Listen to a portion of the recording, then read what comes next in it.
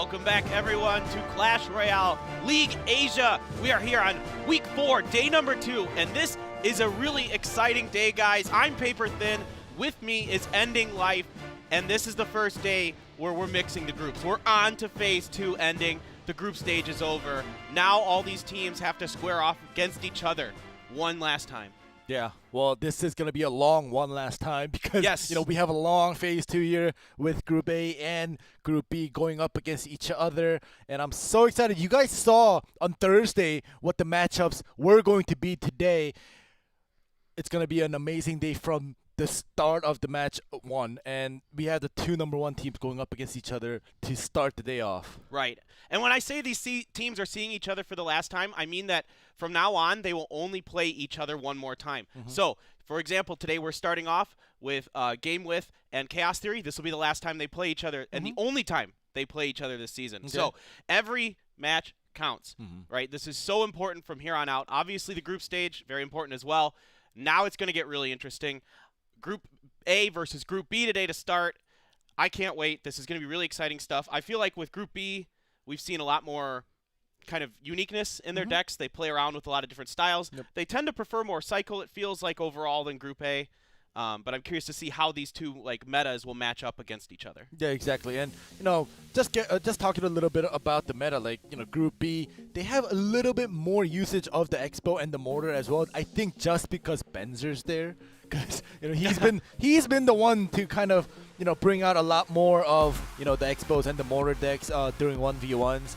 But yeah, you guys can see the standings on the screen. This is what happened with Group A and Group B. After phase 1, playing each other, nobody has a clean score of 4-0 or even vice versa 0-4. But yeah, you don't want that. But yeah, so we do have the standings here, and like I said, we have GameWith and versus Chaos Theory to start off phase 2. I'm so excited. Right, we get to see the 2 number 1 teams out of the group phase face off to kick things off here today, and that is really exciting. I'll be curious to see how that pans out between those teams. Of course, Benzer being an absolute monster for Chaos Theory. We've seen KK do really well for GameWith. I'm curious to see what lineups they're going to bring for us today, though. Here's the other matchups. Detonation Gaming versus OP.GAMING is a big one as well. Both of these teams sitting at a not-so-great record. Yeah, 5th and 6th. So yes. Detonation at 5th, OP.GAMING at 6th. So, they're in different groups, but still, they are at the lower part of, the rankings in their respective groups. And for OP.GAMING and Kicks as well, they're right in the middle. They're both 3rd place in their respective groups. So the draws were probably random, and it's kind of weird to see the first go up against each other, and the bottom side, 5th versus 6th, and the 3rd place teams going up against each other. Yeah, so a lot of big matchups there today. Only 3 players out there for Chaos. This is KK, Rodaporan, Yakitori, Yui Hero, and Blossom. We'll get to Chaos Theory in a second. You and I know what's up. We found out right before the broadcast. But GameWith, see what lineup they want to bring with us today. Of course, Yakitori and Yui Hero have been the only 2v2 we've seen from them. Will that continue to be the case today? Will we finally get to see Blossom? We haven't got to see him yet this season. There's some interesting questions coming up here for GameWith. Yeah, we'll have to see because, like we said, we usually say, this team may have a little bit of a better 2v2 or a better 1v1, but these 2 teams now on stage are the top 2 teams of their respective groups. So, there's nothing to talk about. But, yeah, on your screen we have Chaos Theory, Benzer, Dexters, JTV, and oh yeah, but like Paper Thin said, tongue twister. You call me Paper Thick. Yeah. Thick. But yeah, we only see 3 players, so, we'll see. Here, who is missing? And we are the piggyback guy. Yes, we do. Piggyback master. Oh yeah. Oh yeah, it's not here, unfortunately. Well, I think we know why. Yeah. But it's we do. Yeah, he has a medical issue. Yeah, he has a medical issue. Yeah, it's very unfortunate, but yeah. So we were notified that unfortunately he was ill that he could not make it today. And, you know, yes, we do know that there is like a rule of, you know, having 4 players, you know, up there and the 4th player to go out for backup or for King of the Hill. But, you know, when it comes down to the fact where, you know, that team or a certain team only has 4 players on their roster and 1 is sick, not because, you know, he's late or, you know, he's busy doing something else. Right. You know, if that's the case, yeah, that's not gonna fly. But, you know, oh yeah, sick today. So right. they're gonna let it. Yeah, he legitimately couldn't make it to the studio. So, no worries there. JTV and Dexters have played before. They did lose the one time they played a 2v2 together. Let's see if they can turn that around against a solid 2v2 duo. I say solid because they're slightly above average. They're in their sets, they're 3-2. In their games, they're 7-6. So let's see how they fare against JTV and Dexters, who are coming back together for the first time since week number 1. Yeah, they haven't played with each other for a very long time. But I also want to briefly touch up on why, like, KK wasn't there on the roster. He's not on the stage either, so he's not a backup player. So today, you know, we were talking about this before the broadcast started when we saw the roster, and we were thinking, oh my gosh, you know, KK is basically GameWith's Benzer, whereas, you know, like, regardless of what you guys think of their skill level, KK has been GameWith's number 1v1 player, as, you know, Benzer has been Chaos Theory's 1v1 player as well. So it's very surprising to not see KK on the roster. So, you know, we will see what happens here. If missing out with KK being on that set 2 will, you know, allow GameWith to maybe even lose to Chaos Theory. Yeah, we've seen Rollaporon in the past last season be very, very strong in 1v1 in his own right. So he's a player that I think they have confidence in here in this situation, who can absolutely get it done against Benzer. I mean, of course, anybody going against Benzer, it's difficult. It doesn't matter which player you are.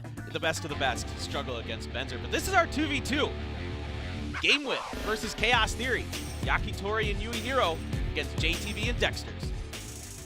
So real quick, I want to touch on the bans here. We've got Lumberjack and Tornado. Of course, Tornado always banned.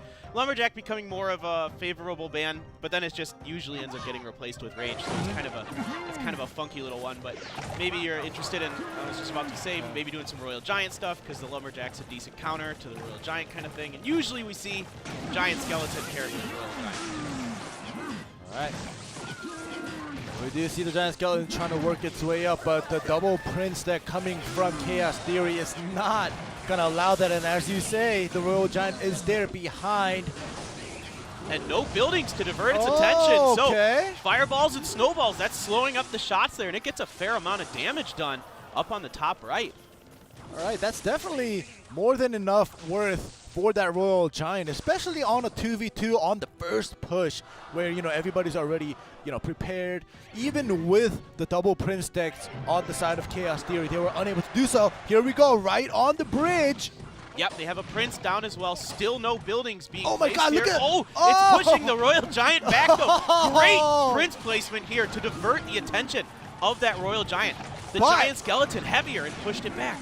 And it actually got to the tower. It didn't even explode. It's going to get the explosion damage onto the King Tower, but seems like Chaos Theory is not interested right now. They are trying to counter push, but the mini P.E.K.K.A. Amazing defense. You know, when you're running a Giant Prince deck, when a mini P.E.K.K.A. is there, and to distract the Prince for a little bit, the mini P.E.K.K.A. getting the damage onto the Giant is huge. It just melts. Yeah. Just melts tank units like the Giant. Okay, here's that Rage spell. They're forced to use a log to knock the Dark Prince back. The Mega Minion is nuked out of there by a Fireball and a Snowball, the Song of Ice and Fire. At the same time. At the same time. I love it when we see those two together. Yeah. It looks so cool. All right, well, this is a big advantage here for GameWith so far. These Royal Giant pushes have worked extremely well. There just isn't the right amount of DPS here available for Chaos Theory to really deal with that Royal Giant. Yeah, and they're going to just work on it on the left side as well. Lightning didn't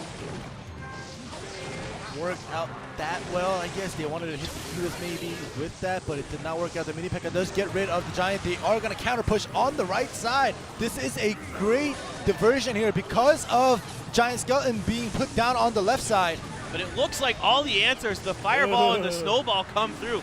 Yakitori and Yui Hiro just with impeccable defense here. There isn't much time left, only about 10 seconds here for Chaos Theory, it looks like they pretty much are resigned to this one. Just, you know, I think the big story of this, there weren't any buildings available. You need something to kite that Royal Giant.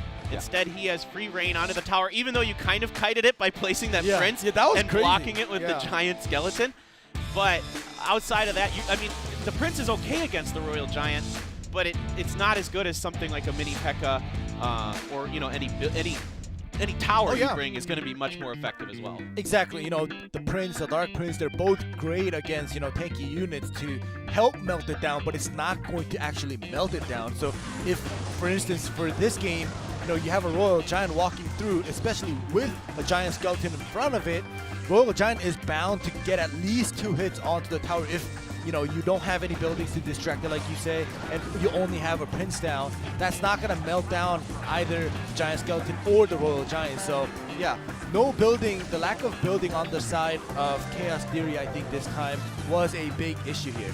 Yeah, absolutely. I think they'll probably make a switch up here to add in something like an Inferno Tower or some other kind of, you know, effective building to deal with the Royal Giant here. You know, and then if you're GameWith and you want to run the same kind of game plan, maybe you're thinking, okay, if they're going to do that, how do we counter that? Okay, well, do we throw a different spell in there, like Lightning or Earthquake or something that can neutralize the defenses that Chaos Theory might come with? Yeah, I was thinking exactly the same thing. Maybe even Lightning, because, you know, now that you know, their opposing team Chaos Theory lost without a building, now they're sure to put in a building. So maybe an Earthquake could suffice as well. Well, we'll see. We'll see what Chaos Theory is thinking here. They're down 1 game against GameWith. This is our 2nd game of the day in set number 1, our 2v2 set between these 2 teams. See what kind of decks they're going to bring. Okay, this time they're just going to change it up. Yakitori and Yuihiro want to go with the Lava Hound this time and double Baby Dragons being dropped from Chaos Theory. And a Miner this time as well. We didn't even see a Miner in the last game. That was kind of actually shocking. Yeah, you know, we're like, last game, GameWith was pressuring so hard with the Giant Skeleton and the Royal Giant and didn't give a chance for Chaos Theory. You weren't even, you know, thinking about the Miner, but the Lava Hound does land onto the Princess Tower. The defense is not bad, just because it's just Lava Hound for now.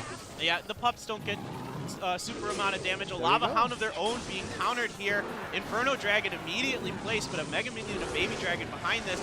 Ooh. Using their own Lava Hound as GameWith to distract. That is a nice Lava Hound placement. That's going to buy them a little bit of time. You won't get any damage out of it, but it buys you time from taking damage to your princess. Exactly, and more than enough worth, because it actually, the pups actually got rid of the E-Wiz. So, you know, the Inferno Dragon was able to get its worth, destroying, popping out the Lava Hounds, and, you know, getting rid of the Mega Minion as well. Now this is the actual attack. This time GameWith, yeah, they're gonna go with the same. They're gonna match it. GameWith's Lava Hound was a little late there. They wanted it to distract that Baby Dragon, but instead the Baby Dragon locked onto the Princess Tower. Now Poison coming down here, trying to get some extra damage in. The pups doesn't look like any of them really locked on, but a Lightning doing a little extra damage. One little pup isn't able to get any damage in there. A Snowball on the bottom left to distract the pups of Chaos Theory here. See if this Dark Prince has anything for us. Another mini P.E.K.K.A. here comes in to deal with that. He takes out that Dark Prince. Now we've got a Lava Hound. Yeah, Lava Hound, and soon to have that Mega Minion and the Baby Dragon come through. Another distraction with their own Lava Hound here, but Chaos Theory's Lava Hound has been locked onto the Princess Tower for a very long time. The tower HP is actually lower on GameWith instead of Chaos Theory, where they GameWith had the advantage for a long time, but now tables have turned. Yeah, a Miner of their own here trying to buy time as Chaos Theory for their Lava Hound and the other units that are in there. Things are almost all squared up here. It's a slight advantage with Chaos Theory. Here comes that mini P.E.K.K.A. to take care of that, but the Electric Wizard doing damage to both of them. He erases that mini P.E.K.K.A. Now there's a Dark Prince here down the bottom left, and it gets that tower. And look at this. Chaos Theory not going to give them time to breathe. Double Lava Hound put down. They are going to poison there to try to finish that tower. There we go. The Lightning goes through. But there are a lot of units here. Guards in the pocket, right on top of GameWith tower. They are chewing away at it, and that Lava Hound is barely damaged. Exactly, that's exactly what I was gonna say. The Lava Hound is so healthy. They get rid of the Infernal Tower. The secondary Lava Hound stays alive. They get that Princess Tower down. Chaos Theory ties things up. Well done there. There was a big moment there where Chaos Theory sent a miner in just ahead of when the Princess Tower was going to lock on to one of the Lava Hounds. Yeah. And that bought that Lava Hound a ton of time and kept it so healthy when it got to that tower that it actually was just there for forever, chewing through, and that's why they took the lead in that situation. Yeah, early game, this moment right here on this highlight, up to here, it was great because with that, with the Infernal Dragon being able to defend against the Lava Hound and getting rid of the Mega Minion, and their defensive Lava Hound that was put down on the side of GameWith actually got rid of the E-Wit, so they kind of had the upper hand regarding the tower damage. But right after that, they started counter pushing like crazy. They got rid of, they basically tied the Princess Tower HP, and then right here at this moment, the double Lava Hound not give them time, and GameWith was forced to use the big spells, you know, poison and the lightning to get rid of that. And because of where they're placing the miner, it's hard to put an Inferno Dragon down because the Inferno Dragon is locking onto the miner where you want to place it, right at that bottom, on the bottom end of the Princess Tower. So if you put the miner down there, then your Inferno Dragon is going to lock onto that because you're trying to get it behind your Princess, and this is what happened there before that on the left-hand tower, not the right-hand one. And the Inferno Dragon locks on to the miner first, so then you're buying even more time. Not only is the Princess Tower not shooting the Lava Hound, but also you're distracting the Inferno Dragon from shooting your tank, which is perfect. Okay. This is it. The deciding game between these two teams for this set. We'll see what they got. They both changed it up quite a bit. Okay, Chaos Theory wants to go back to their original strategy, but GameWith is happy to try the Lava Hound deck again. We'll see what kind of changes they're going to bring. A Musketeer this time from Chaos Theory to help deal with those pesky air units. Alright, well, it seems like GameWith is basically sticking with a very similar deck, whereas Chaos Theory might have gone back to their old deck that they played in the round one. We'll see if that'll actually work out here, but the poison, the offensive poison is doing a ton of damage. The pups are staying alive for a very long time. The miner is tanking everything, the pups, and this Princess Tower does not look good at all. Oh boy, they are just fine letting that one go. 130 hit points, I believe, left on that top left Princess Tower. So they're gonna try on the other side now. But this mini P.E.K.K.A. is getting so much value for GameWith. It's so good against units like the Giant, like the Dark Prince, like the Prince. So it's just an effective counter to a lot of what Chaos Theory wants to do here. Well, it does seem like they went back to their double Prince Giant deck, but with that Infernal Tower being able to distract and that Infernal Dragon as well, even though that Prince does connect. Yeah, well, it could always be a princess when you take its helmet off. Could be a long, you know, shiny blonde hair. Let's not go down that road. All right. Yeah, this is going really well here so far for GameWith. That push was a little better there for Chaos Theory, for JTV and Dexter's, but still there's so much answer for the tankiness of JTV and Dexter's, and there's also decent answers for the Princes. So let's see what they've got up their sleeve on this push. There's that Musketeer again to help deal with those air units. Some DPS as well. Right, Poison drop. Defensive poison here. Yeah, defensive. No Infernal Tower yet being dropped. I guess, yeah, it is unnecessary. The defensive poison will be more than enough. And the double Mega Minions and the mini P.E.K.K.A. is staying alive. That Giant was just dropped right in the death. There was nothing but blue units around it, and it just got massacred. Just annihilated. In the meantime, that top right tower is getting beat up by those pups again. All right, well, that poison over there to finish that Princess Tower on the top left here. And it seems like once again, Chaos Theory going with no buildings again like round one. This is a habit of Chaos Theory. This has happened in the past, and it has not worked out. It's not going to work out today. Yes. They are going to lose this set. Yeah, sticking to their guns, even though it didn't work out for them in game number 2, proves to be successful for GameWith here in game number 3, and they take the set 2-1 against Chaos Theory.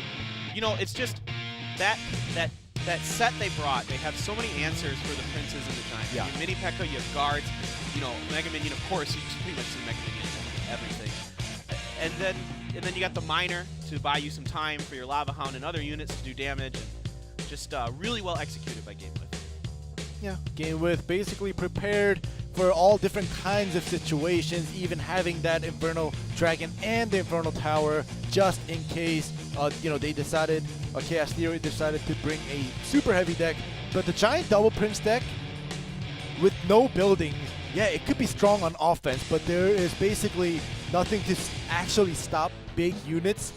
Yeah, like the Princes can get rid of the ground units pretty quickly, but it will not, you know, delete it, you know, off the screen. Like in round 1 where the Royal Giants actually landed a couple of shots every time before it died. Right, exactly. And you just don't have a ton of anti-air damage. Yeah, you have a Musketeer, 2 Mega Minions, and a Baby Dragon or 2. And that's about it. Baby Dragons aren't going to cut it in the air. They're not doing a ton of damage. The Musketeer is nice, but it gets deleted by a Fireball or something like that, or Poison, you know, one of those spells.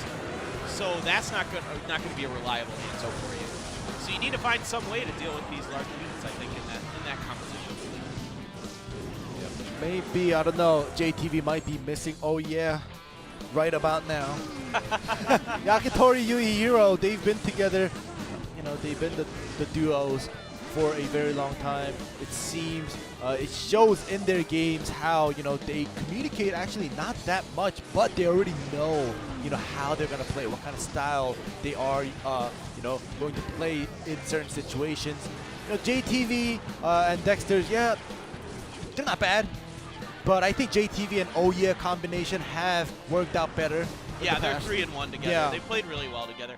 And I think that game wasn't really much of a play, like, you know, the fact that they don't have Oh Yeah there to play with him. I don't think that affected it as much as the fact that they went back to that Double Prince Giant deck, and I just don't think that was quite going to be the right answer to what GameWith wanted to do overall, which is make big tanky pushes, you know, and you need to find an effective way to stop those, especially if they're going to be in the air with the Lava Hound. When you're running Double Princes on both of your decks, then that's sacrificing a lot of anti-air. Exactly, the anti-air, no buildings. I think that's just the critical issue here. In game 2, they won very well. They were very solid. It was smooth with the Lava Hounds, and you know, and then Inferno Tower in there. Yeah, and they just went back. I guess they wanted to make that deck work. For sure. Well, here we go. Roll a Podon. We've only seen him in King of the Hill, but he's the secret weapon, they say. Maybe he has a good read on Benzer. Maybe he feels like if Benzer continues to play the Benzer style that we've seen, a lot of Mortar, a lot of Hog Earthquake decks, Expo from time to time as well. These kind of fast cycle decks that Benzer typically tends to prefer. Not always, of course, he plays other stuff as well. But maybe Rotapodon has a good read on that and feels like he can be an effective counter to what Benzer wants to do. Well, look at that comment. Player to watch, the best OP player. Yeah, like his records show he is pretty overpowered right now. Yeah, I think even up to now, getting through the group stages of Phase 1, Benzer definitely, you know, I'm not surprised that, you know, the production actually put him as an OP player, because right now the record shows, at least on paper, that he is pretty OP. Nobody else is there to contest him. Yeah, he has 1 loss each on King of the Hill and 1v1, but still, nobody has a clean record like him so far. Yeah, he has the highest win percentage in terms of games. He's 74% winning his 1v1 games total. So, this will be our first match here between Rotapodon and Benzer. I'm really excited. Poison and Miner being banned, so no Miner shenanigans. We won't see any of that. That's the preferred style of a lot of teams these days, is Miner. So that knocks out quite a few different decks. Okay, Rotapodon, a Bandit. Makes you think heavy, but not always. Usually something heavy. Yeah, most likely we do see a heavy deck, but here we go, Royal Giant. Okay, there we go, the P.E.K.K.A. Yep. P.E.K.K.A. is not what you want to see as a Royal Giant. It's not the end of the world. You still get a couple shots in. Yeah, he just got 2 shots in there. You know, P.E.K.K.A. definitely better than a Prince on defending heavier units. It definitely melts it down a lot quicker compared to a Prince. Like, not saying the Prince is bad, but more on the defensive end, that P.E.K.K.A. deleting that Royal Giant not bad. Yep, the bar barrel here. And then it's snowballed away. So this is, it depends on what exactly Benzer wants to run on the back of this. He could have a tornado here, possibly. Sometimes you see that with this variant of the Royal Giant deck. Not always. There's some other stuff you can do. This one, since it has the tombstone in it, I don't know for sure. There might not be a tornado. It doesn't make as much sense with some of the other stuff you would run it with. Because like you see Royal Giant and Ice Wizard together a lot, but you might see it with like an Ice Spirit and a Skeleton, some other stuff. So right away that P.E.K.K.A comes down, and the Bandit as well, making quick work of that Royal Giant, so it only gets one shot off that time. Gets the dash into the Ice Wizard. The Tombstone has to be dropped here to prevent that dash. Now we've got some Skeletons here slowing up this P.E.K.K.A. And we're going to see if we can get this through. Nope, this bar barrel will do it. That should be enough damage there. But you get a couple zaps from the E-Wiz. Yeah, but the split damage from the E-Wiz is definitely not going to be enough to call it, you know, worth with that E-Wiz landing on the tower. Ice Wizard put down. You know, Benzer already has his cycle down. He has been doing the same thing. Now we'll see. Oh, Ram Rider. I'm actually really curious to see what Benzer has on the back of this. Okay, a Lightning. Okay, because normally you see Furnace instead of Tombstone in this situation, so maybe he's just kind of trying to cycle a little bit faster here. But but the dash! Dash, and you're going to get some shots in here from the Baby Dragon as well.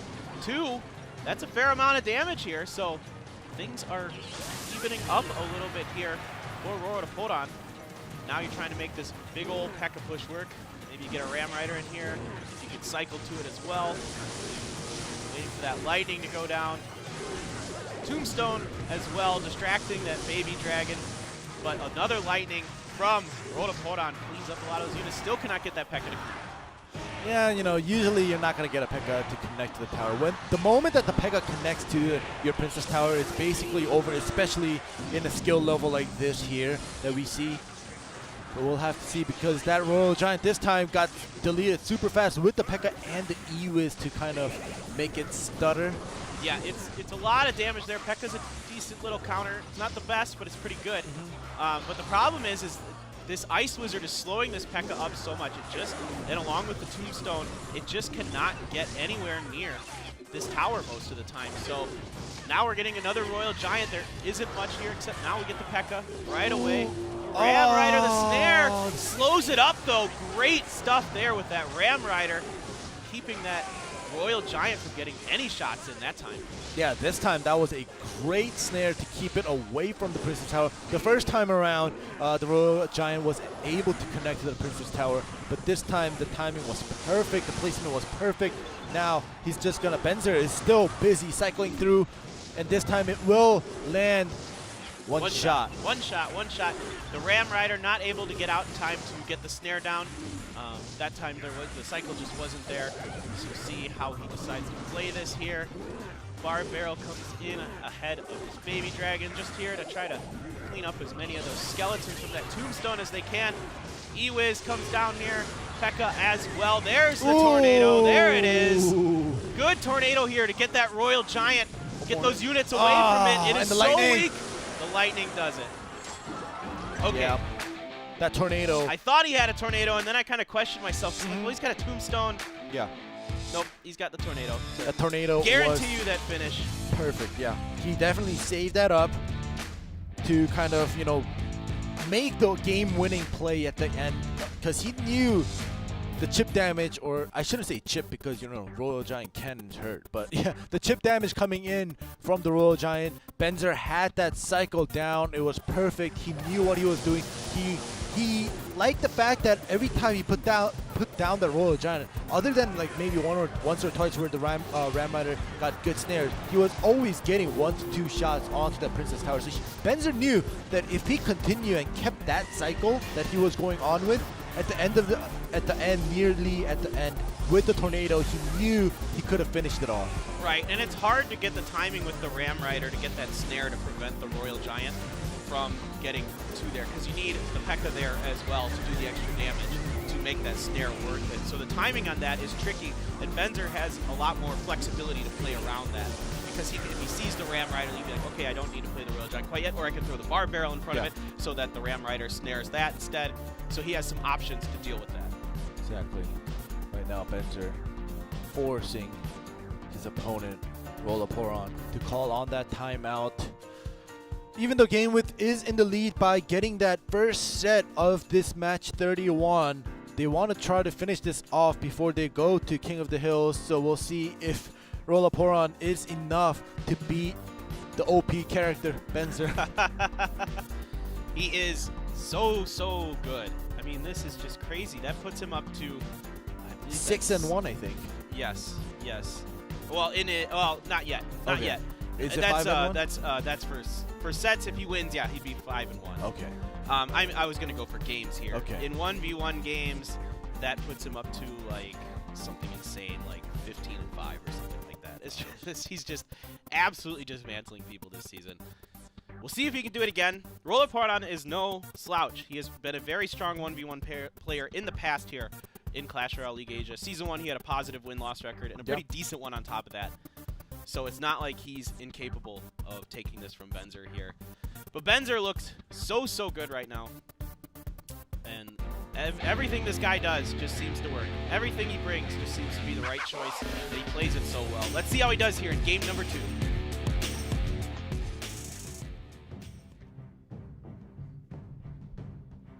Good luck. Yeah, So- Benzer's definitely on fire. Yeah, he definitely is. Alright, E-Wiz again here from Rollaporon and a Mega Minion. Those two will just, well, it'll be the E-Wiz zapping this guy down a little bit, and then Mega Minion will get a swipe or two. And okay, Ram Rider again here for Rollaporon and a Bandit. And so far, nothing looks different, but there's a tornado. Is this just... Oh, that's not good, Benzer. Oh, that dash. The tornado allowed the Bandit to actually dash twice to the tower. 1,094 HP just with the Ram Rider and the Bandit push, even with the Ram Rider not connecting to the Princess Tower. Yep, so already we're seeing Rollaporon change things up just a little bit, get a quick strike here in right away to give himself an early lead, try to see if he could take advantage of that, because he wasn't super far behind Benzer at the end of the game. Alright, so there's that Ram Rider again to snare up that Ice Wizard. Coming now. There's the Barb Barrel, but it does get the charge onto the Tombstone. So that'll be the Tombstone eliminated here. And so far, nothing different between these two decks. This is the exact same thing. So both players confident in what they brought to the table today. Rollaporon feeling like he can, you know, beat this. Yeah, I think he right now he just switched things up, and you know, with the switch he has gotten good results. And once again, the Bandit will connect 2 shots, 3 shots there, 500 HP left. Here we go. This is a counterattack coming from Benzer. Wow, exact same decks. This is the battle of the Pride. Yep, 2 shots there. That's what you get if it's just a P.E.K.K.A. to defend against. Now we got a P.E.K.K.A. Ram Rider push coming in. She's going to get the charge onto that Tombstone. That will be a Tombstone eliminated. A lightning there. And yes, that is the first Princess Tower down here. So Benzer in a lot of trouble. He's in so much trouble right now. P.E.K.K.A. lands a couple shots, or 1 shot onto that King Tower. But Benzer, look at this. Rollaporon's Princess Towers are so healthy, and there's only 30 seconds left. The pressure's just been crazy here by Rollaporon. Changing things up, making it so Benzer doesn't get opportunities to place that Royal Giant by keeping the pressure on with that Bandit, with that Ram Rider, and the E-Wiz behind him to keep him up and going and stunning things in front of them. A great snowball there, only 1 shot out of that Royal Giant. This is pretty much GG here for Rollaporon.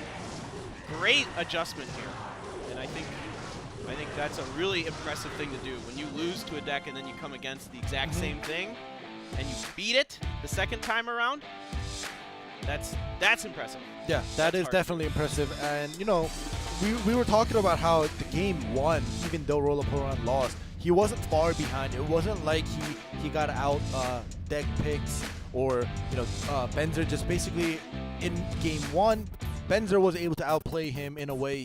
He had that cycle rotation that he wanted, and he was able to do that continuously, pressuring Rollaporon. And this time, Rollaporon switched things up a little bit. He kept the P.E.K.K.A. and he was constantly pressuring, so Benzer couldn't use that cycle with the Royal Giant in it to do the chip damage and switching things up.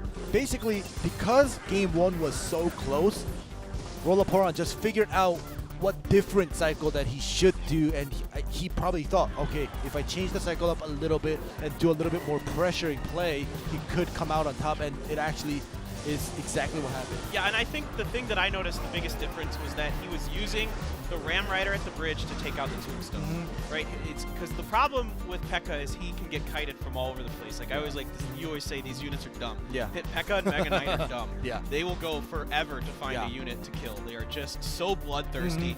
You know, they want to kill everything.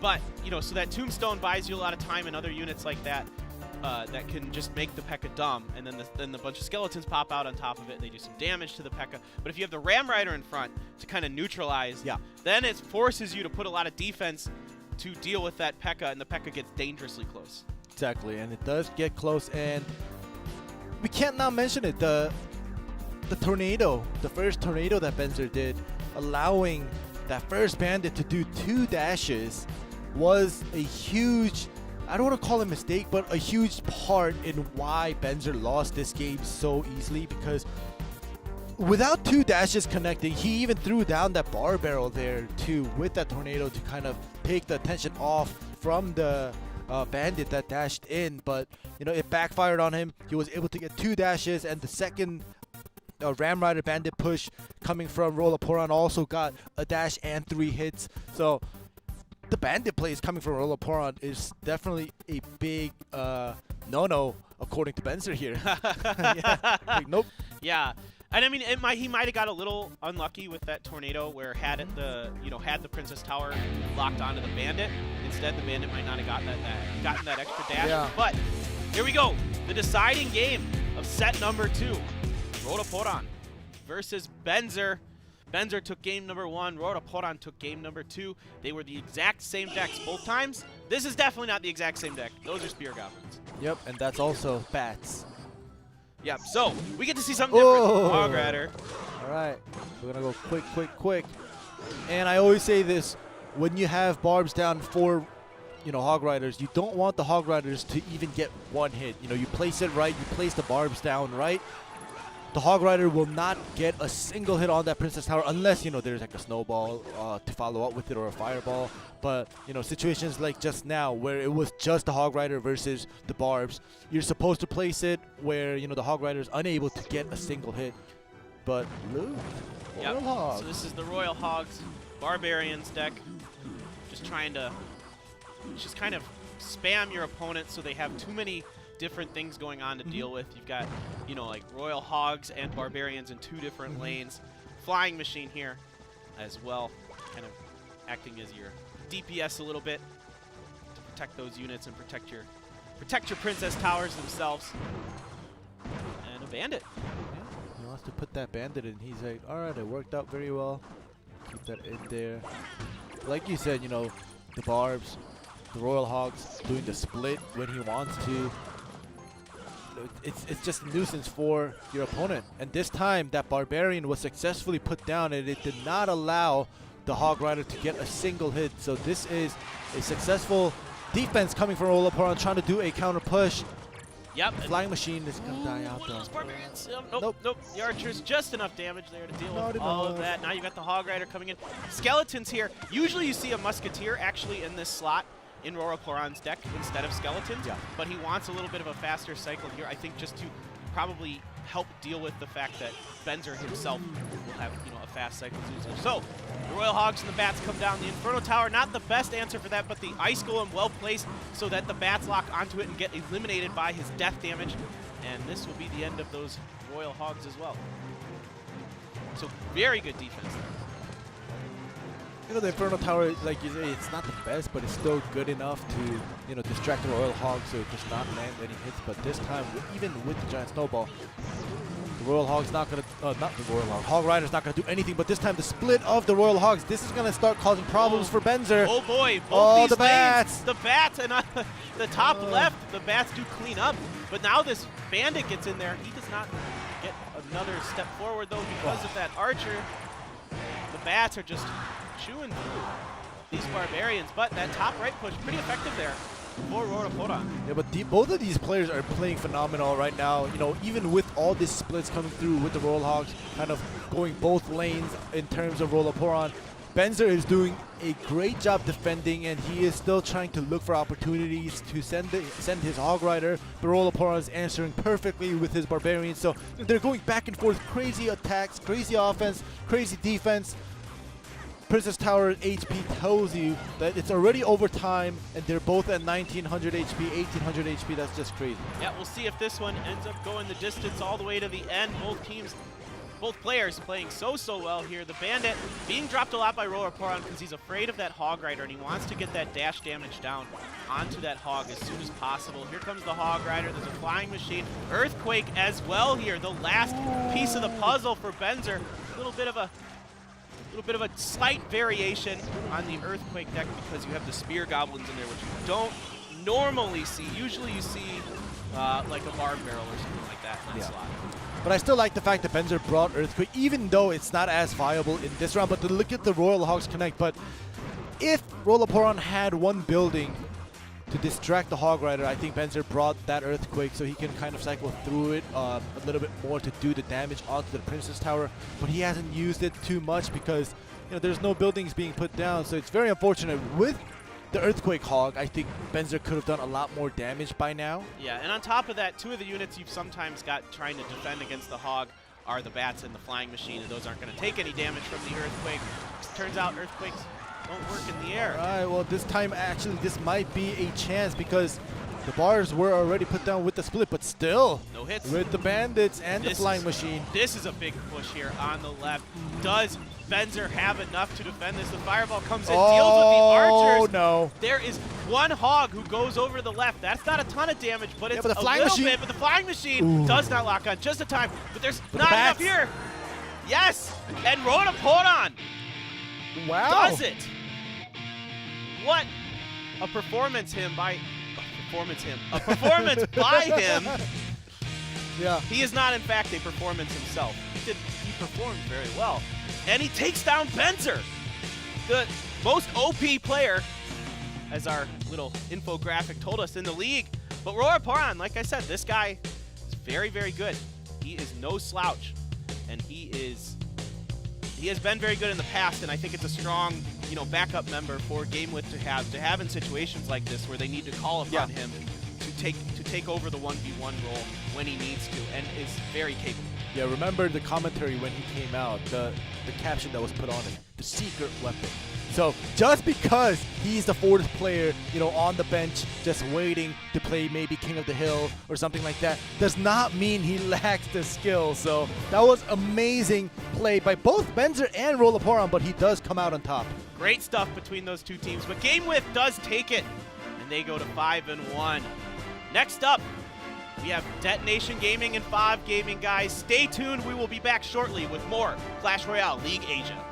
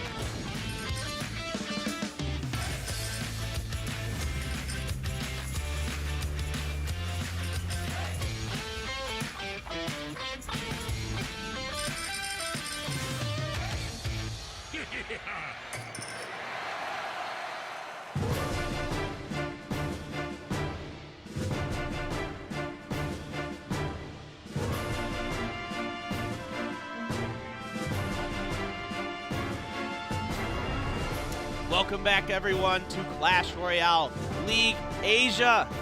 I'm Paper Thin, and joining me again tonight is Ending Life. We saw GameWith take down Chaos Theory, and I think a surprising 2-0 as Rotoporan able to get it done in that 1v1 against Benzer, Benzer even took the first game off of Rotoporan. So Rotoporan putting on his Expo Master Mask and losing the first game and winning the next two. So now we move on to Detonation Gaming and OP.GAMING. Japan versus Japan here. All right, well, we do on screen have Detonation Gaming, Hanehane Lewis, Pyrameki, Raya, and Tempura. On break, I actually saw a couple of them kind of get ready before the match began near the restroom, you know, getting ready, washing their hands, making their hands soft and clean. you know, it's a good thing because you need the phone sensors to work right just the way you want it. But yeah, this team here, unfortunately, they were placed 5th in Group A. So, 5th, not the worst, but still down there. But throughout this phase 2, they can still rack up their wins to go up there. Yeah, there's still plenty of time for both of these teams. Now we're over to OP.GAMING, Kita-san, Kentsumeshi, Jack, and Donnie. And really the story of the season here for OP.GAMING is they're 1-4 because Jack went absolutely bonkers last week and won his 1v1 in a 2-0 and then all killed the King of the Hill. Just one of the coolest things you've ever seen. If you haven't seen the videos, you gotta go watch it. Jack put it up on his personal YouTube channel. It's up on the Clash Royale YouTube channel as well. Go check that out. It is one of the coolest things you'll ever see in Clash Royale. Yeah, it definitely will be the coolest for a very long time because until that win, until that 5-game win streak by Jack in one single day back-to-back, OP.GAMING was 0-4 and Jack gave them that first win. But enough about Jack because we're going to have to talk about him in set 2 anyways. For now, we do have the matchup Lewis and Tempura teaming up with the Tornado Band. And on the other side from OP.GAMING, Kentsumeshi and Kita-san back together. They have, OP.GAMING has been kind of rotating around. Donnie was in that 2v2 last week. But now we have the original, the 2Ks, Kentsumeshi and Kita-san. Also a Tornado Band. Not a surprise to see 3 ban cards as Tornado, even including that 1v1 over there. Yeah, Tornado just a very useful card, especially if you want to run some minor stuff, which I wouldn't be too surprised if we see some of that, especially in the 1v1, and of course in the 2v2 you pretty much see minor like 90% of the time. Yeah. So the problem here for both of these teams, more so OP.GAMING than Detonation, has been their 2v2 play. 2v2 is just an absolute disaster for OP.GAMING. I think they only have 1 win. Yes, they have 1 win in all of their 2v2 sets so far this season. Not good. They can't find a combination that works. You can't put Jack in there. No. Because you need him for the 1v1 stuff because he's just so good. And Detonation, it hasn't been a lot better. They're like 2-3 or something. Yeah, 2-3. Or something. Yeah. Yeah, some players like they've also been switching. They've also been switching around. So yeah, so here we do see Kentsumeshi on his record. It's 1-4 because he's been playing that 2v2 throughout. Kita-san has been swapping in and out with Donnie as well, so it's only 1-2. But you can see for yourselves, only 1 win in that 2v2, and it hasn't been working out. They have to try new things, and I know that they practice different kind of decks with different kind of teammates during their off days. So let's hope that OP.GAMING sooner or later finds out what they are comfortable with and find out what they can make work. Yeah, it's been a struggle for both of these teams. They're really looking to turn it around here and find some way to get things done. This will be our first 2v2 set of our second match of the day. This is Detonation Gaming in the blue against OP.GAMING in the red. Just the Tornado Band, so basically the sky is the limit. You can run just about anything you want here in this 2v2 matchup, and it could be successful. So just a snowball to cycle and chip. Yeah, and G-Cliff and I on Thursday, every time we see an early snowball, we're like, all right, they're winning. Right now, Five Gaming is winning right now. It did end up mattering. I remember that. I was watching, and in one of the games, it did end up mattering that I think it might have even been a log or something that was used early, and that was the damage that actually ended up giving that player the win. Okay, so now we can expect a double Lava Hound at least coming from the side of Detonation Gaming, seeing that a reply with another Infernal Dragon on the side of Five Gaming. So yeah, this is going to be a pretty just similar decks, or maybe even same. They just give each other the exact same answer, but a Rage does come down because of that Lumberjack there, and a little bit of damage, but not much. And I think actually they're gonna they're gonna commit a little bit more with the Miner there as well, keeping that Baby Dragon alive to get a couple more hits onto Detonation Gaming's Baby Dragon here. Yeah, so that Lumberjack came underneath there and raged it up, but the Pups just basically didn't want to attack that Princess Tower. They had other targets of priority there, so that push was more successful for Five Gaming. All right. Well, we do have another push onto the right side. Same answer, same reply, same question, same everything here. We do have the guards kind of going in there. Lands a couple shots onto the Princess Tower. Not a big deal. Both the Lava Hounds pop. So, this is going to be a very, it's like a Q&A where you know the question and you also know the answer to the question. So it's like you have the Lava Hound, you have the Infernal Dragon, and even the Infernal Tower being put down. This is going to be a very slow game.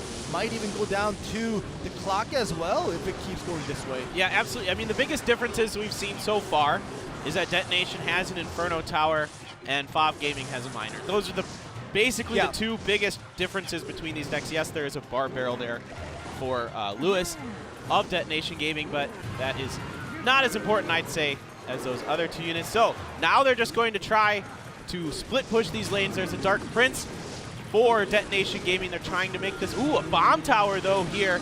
The Dark Prince does get his charge damage in, trying to find a way in. On the bottom left, it's just the Lava Hound. And on the top right, there's a lot of units grouped up around there, but looks like most of them are able to be cleaned up here with relative success. Yeah, but look at the bottom left. The Lava Hound has been locked onto the Princess Tower. The Baby Dragon is pretty healthy, gets rid of the Mega Minion, which allows that splash damage to get both the Baby Dragons there with the poison. So it's going to land 2 shots onto the Princess Tower additionally, bringing its HP down to 600. Yeah, ouch. That splash damage there adding up for Five Gaming here. The Bomb Tower, but a poison as well. Onto the tower are those units of Detonation Gaming, but they are most of them. There's a Miner. There's a Miner here for Detonation Gaming. There's when they both go for opposite corners, it's so hard to keep track of who is using what. Yeah, so we do finally see another difference. All right, well, the game does end because of that. The Miner early push with the Miner also got a lot of chip damage in, but the second, I think it was like maybe the third push when they defended on the top right, where you were saying there was a ton of units. At the bottom left, the Lava Hound by itself, even though it was locked onto the Princess Tower, it was unharmed for a very long time until a Mega Minion was put down. So until that happened, the Lava Hound was doing a chip damage for a very, very long time, which actually does matter at the end if you're going to leave it alone. So I think that just allowed that win here. Yeah, you're trying to make your push up on the top right the more effective one, and then because you can afford to tank that Lava Hound damage for a little while. It's not super huge, but the big moment there was that splash damage from that Baby Dragon, and then at the very end they tried to make a push work up on the top right. The Lumberjack, another big difference here for the Lumberjack and for Detonation Gaming. Yeah, we also had the Dark Prince, whereas Five Gaming had that mini P.E.K.K.A going on for them. But poison, pups, and a Miner there at the end. Just too much. Yep, too much for Detonation Gaming as they go down 1-0. And those Miners, if you don't guess where they're going to be at properly, they can be a real nuisance. They're going to buy you a ton of time and do a little bit of damage as well. Especially with the Lava Hound deck, where a Lava Hound will tank the Princess Tower for a very long time, and the pups will also distract many of the units. Yep, all right, well, Five Gaming takes that one. We'll see if Detonation can answer back. This is game number 2 of our 2v2 set. between these two teams. Getting a little bit of friendly emotes going on here. See how they want to change things up. There's, oh, that's a Dark Goblin. That's a big change right away to Princess. So looks like Detonation looking to go for a faster cycle type of 2v2 this time. Yeah, that poison doing damage. The Barbaro going down with the guards. Both of them seems like they have switched up their decks. Gaming knew it worked out in the first game, but it was definitely not a super easy win. Like they weren't countering Detonation Gaming because they very Are they gonna try the mortar? Oh. Is this gonna be? Is Detonation gonna try the mortar? Every once in a while, you see a mortar in 2v2. Yeah. I'm not for sure. Okay, Skull Barrel. Okay, and a Graveyard. Okay, no, I doubt the mortar. But I thought, okay, maybe. I have my hopes up, but nope, just Graveyard, a snowball there, taking out a lot of the skeletons, but quite a few on that Rascal bottom. Girls. Yeah, on that top left side, and the Rascal Girls as well, doing a lot of damage. Good RNG on that Graveyard there, because a lot of them spawned on that top left side where the poison was not. Or I'm sorry, excuse me. Yeah, that was the defense. The defense. Yeah, it was an offensive poison. Excuse me. The defense was not there. That was an offensive poison. All right, well, the skulls are put down to this dragon. All right, so Gaming, I guess, sticking around with Lava Hound because, you know, like I said, the first game was definitely not super one-sided where, you know, they are, they have to think about, what do we change our decks into? They're going to stick with that Lava Hound, but that first push from Detonation Gaming was too big to come back from here. The offensive poison laid down to try to get some breathing room for the rest of these units for Gaming, but nothing doing there. Now we're going to try this Graveyard again up on the top left. The bomb tower immediately placed. That is a defensive poison this time from Gaming. Or no, it's not. No, they it's don't have not. poison. It's an offensive poison. God, the color looks so much like red in there. No, Five does have. Yeah, Five does have a poison. But okay, that was an offensive poison. Jeez, yeah. It looks so much. It's hard to tell with those colors. Yeah. I don't know. Maybe I need to get my eyes checked. Maybe I'm colorblind. I don't know. But yeah, they are gonna commit with that double Lava Hound on the right side. We'll see how this ends up because with that lightning, the Infernal Tower is not gonna be super good, super effective. But oh my gosh! Oh. Yeah, those they pups. pop. Yeah, the pups pop, but they're pretty far away from the Princess Tower. It's doing a fair amount of damage. And now you've got two baby dragons there harassing the Rascal Boy. Skeleton Barrel not going to get too far here. The skeletons do come out, but they're getting mopped up by the Princess Tower and the Mega Minion. One tower down here for Gaming, and that will be it. Detonation Gaming switching it up to the Cycle deck and able to take down the Lava Hound deck of Ken Sumeshi and Kitya-san. I can't tell. It's so hard when those poisons are in there because there's just a thin little ring around the outside of it, and I have to like, what color is that little ring on the outside? There needs to be maybe they could make the poison the color of the instead of just all the same color. Yeah. In the middle. But like the way I tell it, I do look at the ring sometimes, but I just have to like look for like 2 seconds to see if the skeletons are getting damaged or the Princess Tower. Then you can also know if it's an offensive. That's but true either way, But either way, we did have some great Graveyard Rascal push. The first push actually was. No, isn't it? No, that's an offensive. Yeah. It still looks like it's. Yeah, it's offensive. Yeah, it's offensive. It looks so. It makes me kind of. But it was a poison. I need to get my eyes checked. Yeah, you definitely. Maybe next week we'll see Paper Thin with glasses. Yeah, I need. Maybe that's officially. I might need to get glasses. Yeah, that might actually need to happen. But either way, I think it was a great change from Detonation Gaming. Understandable for Gaming because they won that first game to stay with the similar deck or the same deck. Where Detonation Gaming thought of a new way to counter that double Lava Hound deck, and it actually worked. However, I was saying that initial first push with that Graveyard Poison and that Rascal, where that one Rascal girl was on that Princess Tower for a very long time. Yeah, she does a lot of damage if you let her. This will be game number 3, the deciding game of this set between Gaming and Detonation Gaming. Detonation Gaming switching up their decks and making it work here against who stood pat with their Lava Hound. We'll see how this goes here. All right, there's that Dark Goblin.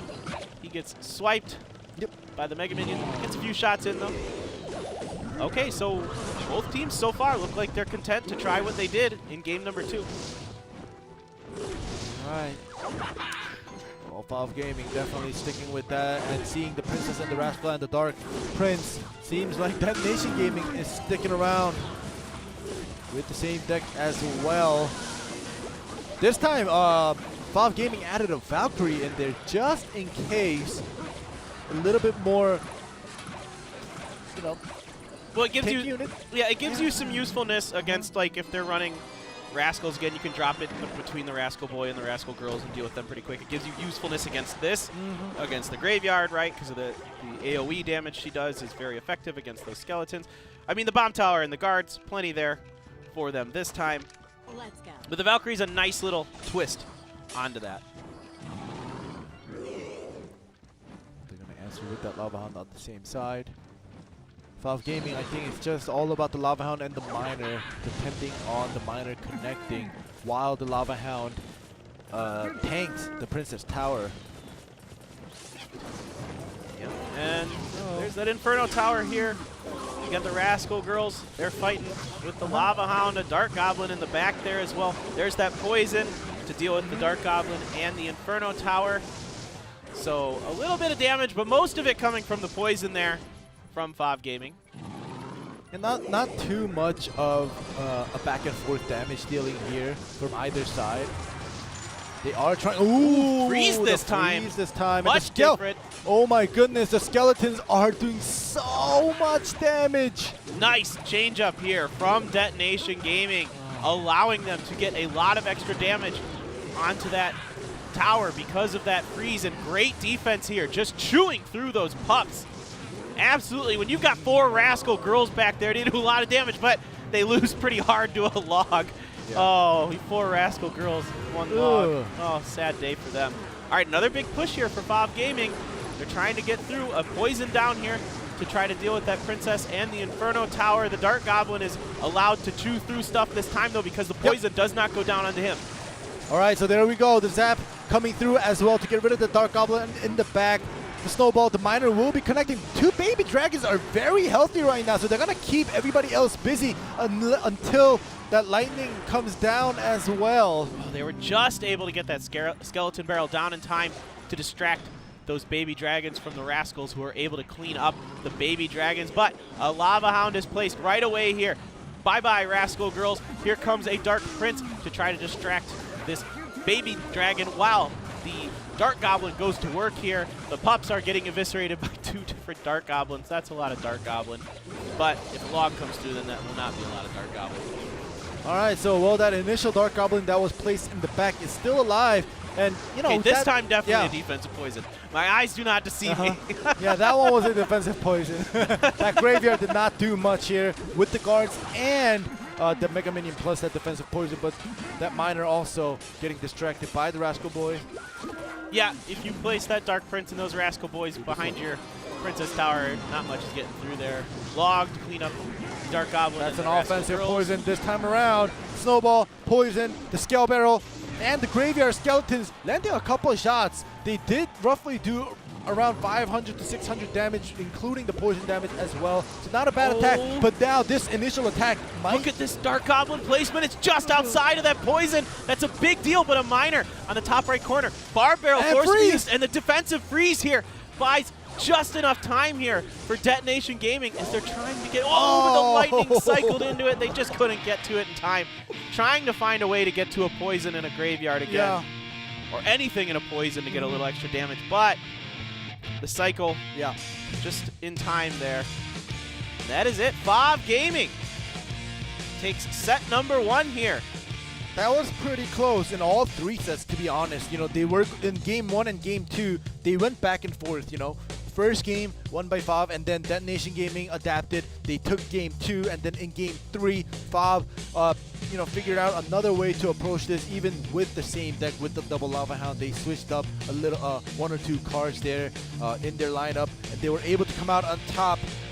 And just a lot of pressure. That defensive freeze at the end could have been a very strong, you know, if they were able to not use that freeze and, you know, be able to defend that with the Rascals that they were they initially put down and use those elixirs on the offensive spell, I think Detonation Gaming could have had game through.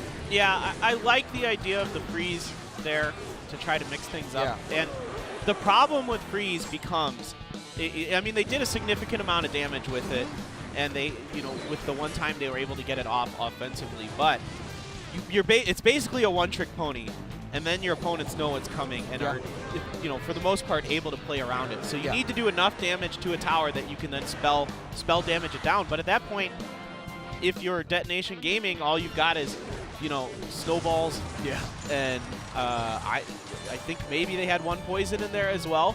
But so you don't have that spell damage there to really finish off that tower. So then you're forced to use the defensive freezes, which is just the opposite of ideal. And I don't know if they even had a poison. We didn't get to see their last card. So you have 0 other spell damage there. So you have to make that one surprise attack work. Unless, there was a poison. They did end up using it.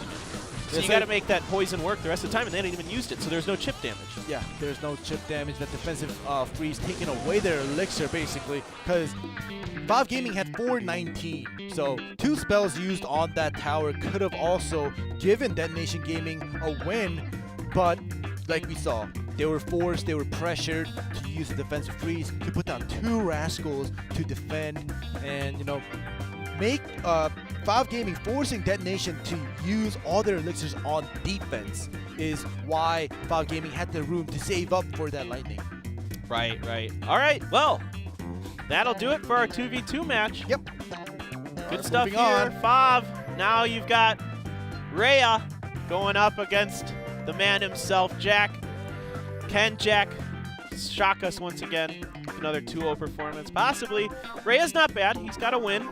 He's 1-2 in his 1v1 sets, and he's 1-1 in his King of the Hills. So total in 1v1 games, he's 3-4. So not bad. Not bad. It's not Jack, but it's not bad. And I think so. Tornado ban, we talk about that. That's usually so you can do some minor type things. The Furnace being banned, though, is that a targeted ban towards certain types of decks? Yep. Generally speaking, we see it.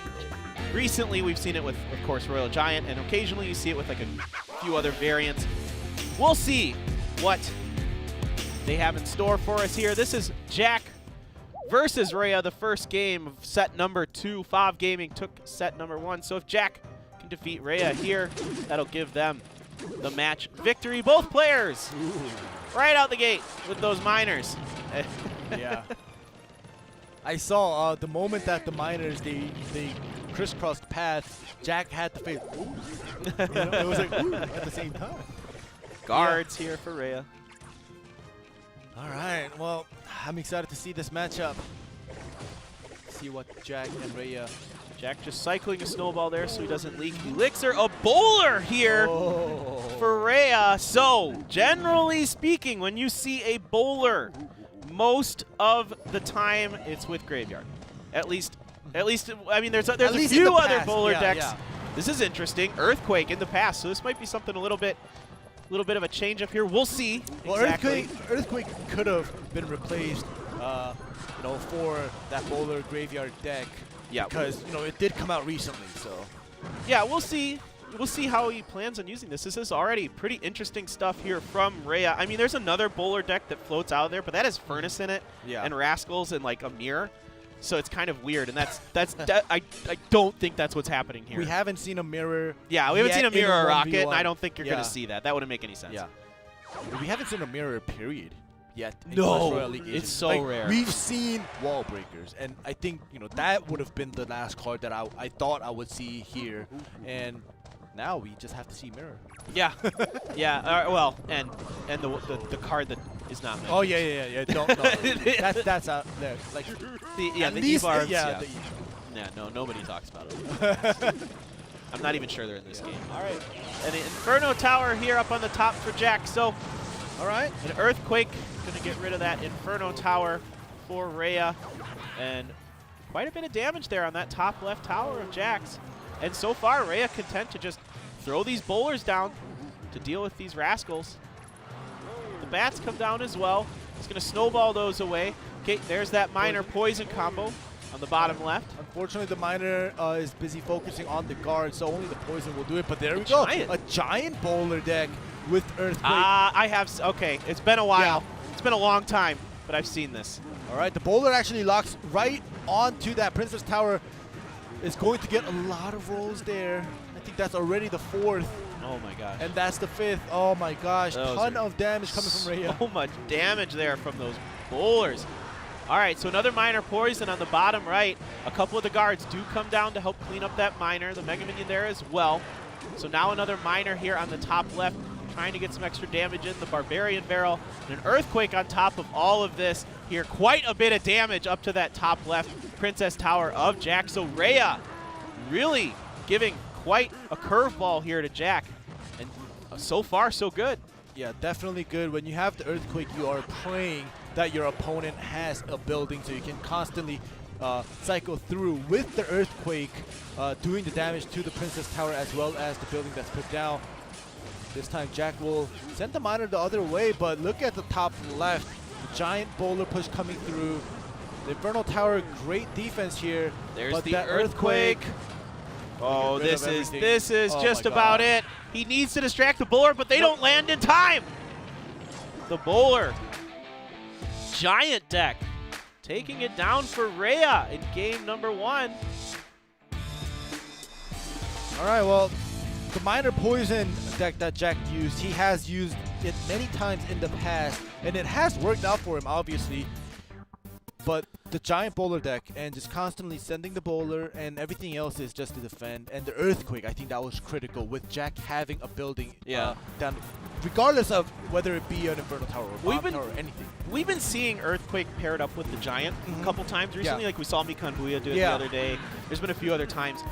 And this is basically almost like the Prince Giant miner deck, but just with a bowler instead of a Prince, kind of. But I like the change up here because it gives you some flexibility to deal with some of those units that get in front of the Giant. Whereas, you know, the Prince, if they have something that's like a single unit, it's great against that. But if they have multiple units, the bowler is a nice change up to that. So I like the idea behind that deck for Rhea.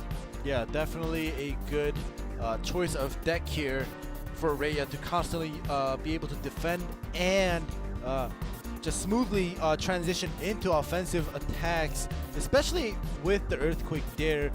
And I guess the Earthquake, I think it was at least 4 to 5 Earthquakes used on the top left Princess Tower, including that Infernal Tower every time Jack put it down, and that damage adds up. Yeah, it's huge. It's huge, and you know, it's so great against that Inferno Tower as well, which has seen a lot of, you know, popularity in the meta, and which is why, you know, definitely Earthquake, I think, has kind of had a resurgence in popularity as well, is because it's so effective against things like the Inferno Tower and a few other buildings. You know, even Elixir Pump, you know, Furnace, but of course Furnace isn't here because it's banned, but stuff like that in general is why we're seeing a fair amount of Earthquake these days, especially in, you know, we see it in 1v1 and 2v2, honestly. We see quite often in both. Yeah, unfortunately, we saw Benzer holding the Earthquake as well in his 1v1, but there was no building that was being held. And so that's the rock, paper, scissors of it, right? Yeah. If I bring Earthquake, please don't be playing a Lava Hound deck. It's not terrible if they're playing a Lava Hound deck, because usually there's a Tombstone. Yeah. Or sometimes a Furnace. All right. Here we go. Game number 2, Rhea. Putting it to Jack here just a little bit. Let's see if Jack can come back or if Rhea is going to send us into the King of the Hill. Jack loves the Goblin on Fire emote. That is pretty much the only one he does. And ooh, a Royal Ghost. All right, well, Jack bringing out the Royal Ghost. He's switching things up big here. Yeah, this is... Yep, okay, there's the Battle Ram. This pretty much signals to you that it's going to be the P.E.K.K.A. Battle Ram. Not necessarily. Jack likes to mix things up, so there could be a unique twist that he puts on it. He does that quite often, and he was pretty common here. Snowball to back all that off. Oh, just in time with that dash. Yeah. But the Lumberjack does get one hit. Yeah. That's still good. The Baby Dragon gets a couple shots. The Lumberjack gets one shot. The Bandit was great by Jack to, you know, minimize the damage coming from the Lumberjack, but still that Snowball pushing back the Ewiz bought Rhea some time to do a little bit more damage than he should have done. Yeah, it's good placement with the bandit. Yeah.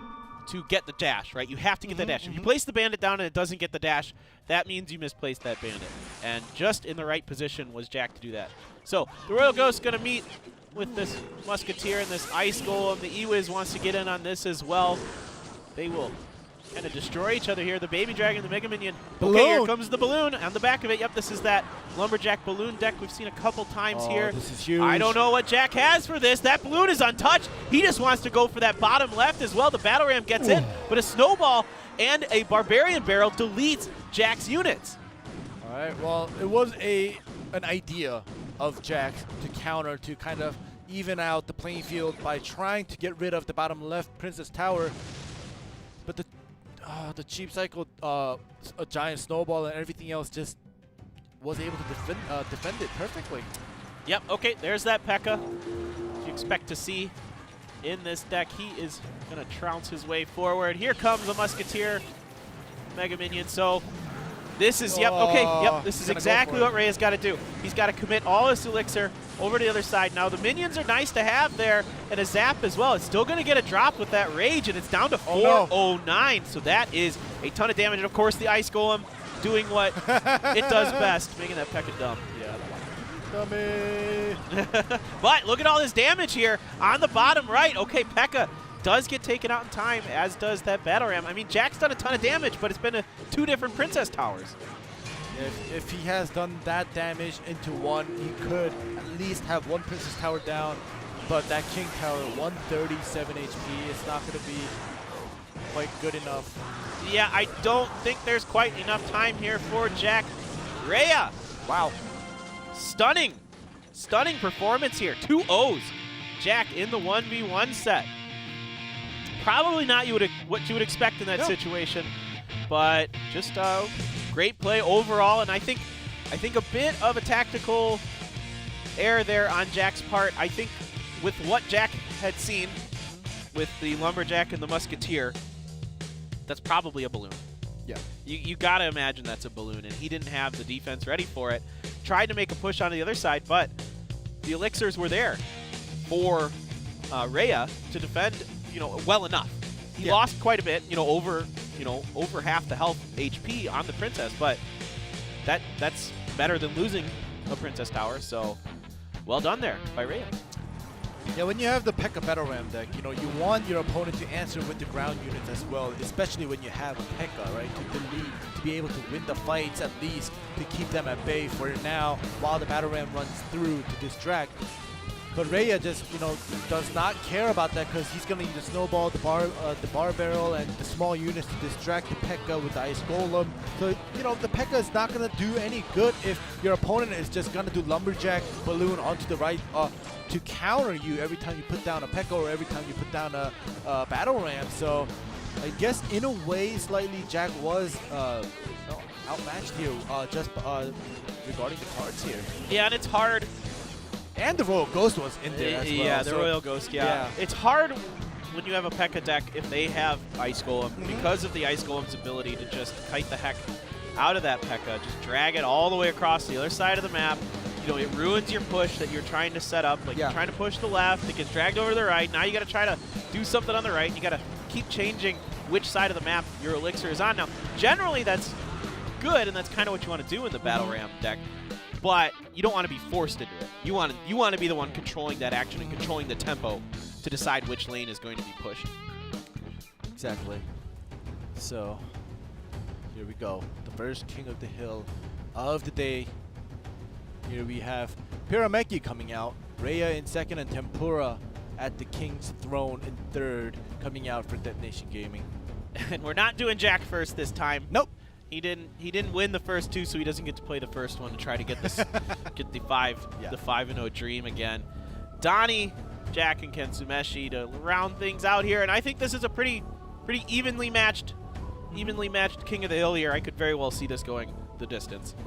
These are all pretty equal players in terms of their 1v1 skill. I think you want to say Jack's the best, but that was he just got 2-0'd by Rhea, and I think he lost on Thursday too, didn't he? Well, no. On Thursday, he had a 2-game win streak, and then he lost. Oh, that's right. He won the 1v1, but then lost in the King of the Hill. That's why. right. That's why on Thursday I was saying, all right. So including the week before, Jack has a 7-game win streak. Right. Until he actually got that first loss. That's right. Yeah. That's right. Now I remember. Yeah, so Jack actually, his still 7-game win streak without getting a single loss in a game. That's huge. That's crazy. That's crazy good. Yeah. So I think a little surprising to see Jack lose in the 1v1 set here today, but he's got a chance to redeem himself in the King of the Hill, unless Donnie just 3-0s.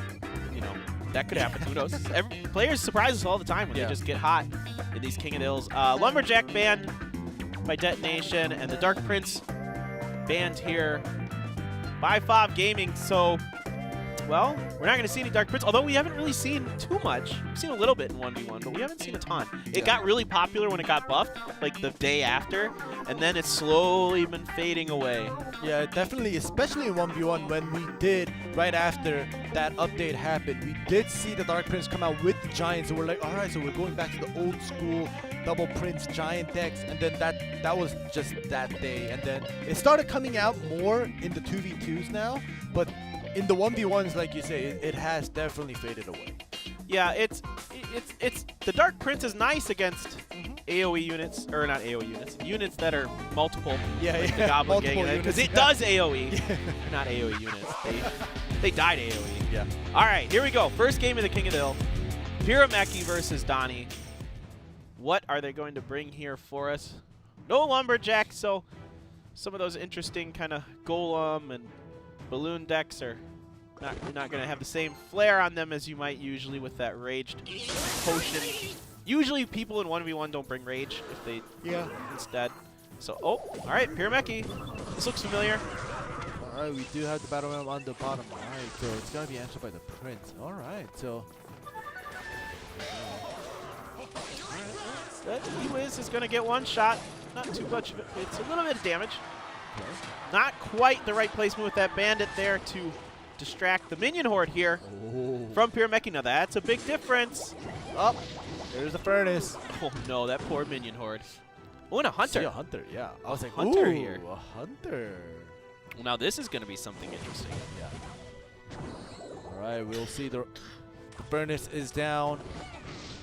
We have seen the Bandits on both sides, and the dash actually goes to the Furnace. Unfortunately, Donnie was unable to take the attention away with that bar barrel. Keeping that Furnace alive could have definitely been a nuisance to Pyrameki, but Elixir Collector down, but gets rid of it. Collector.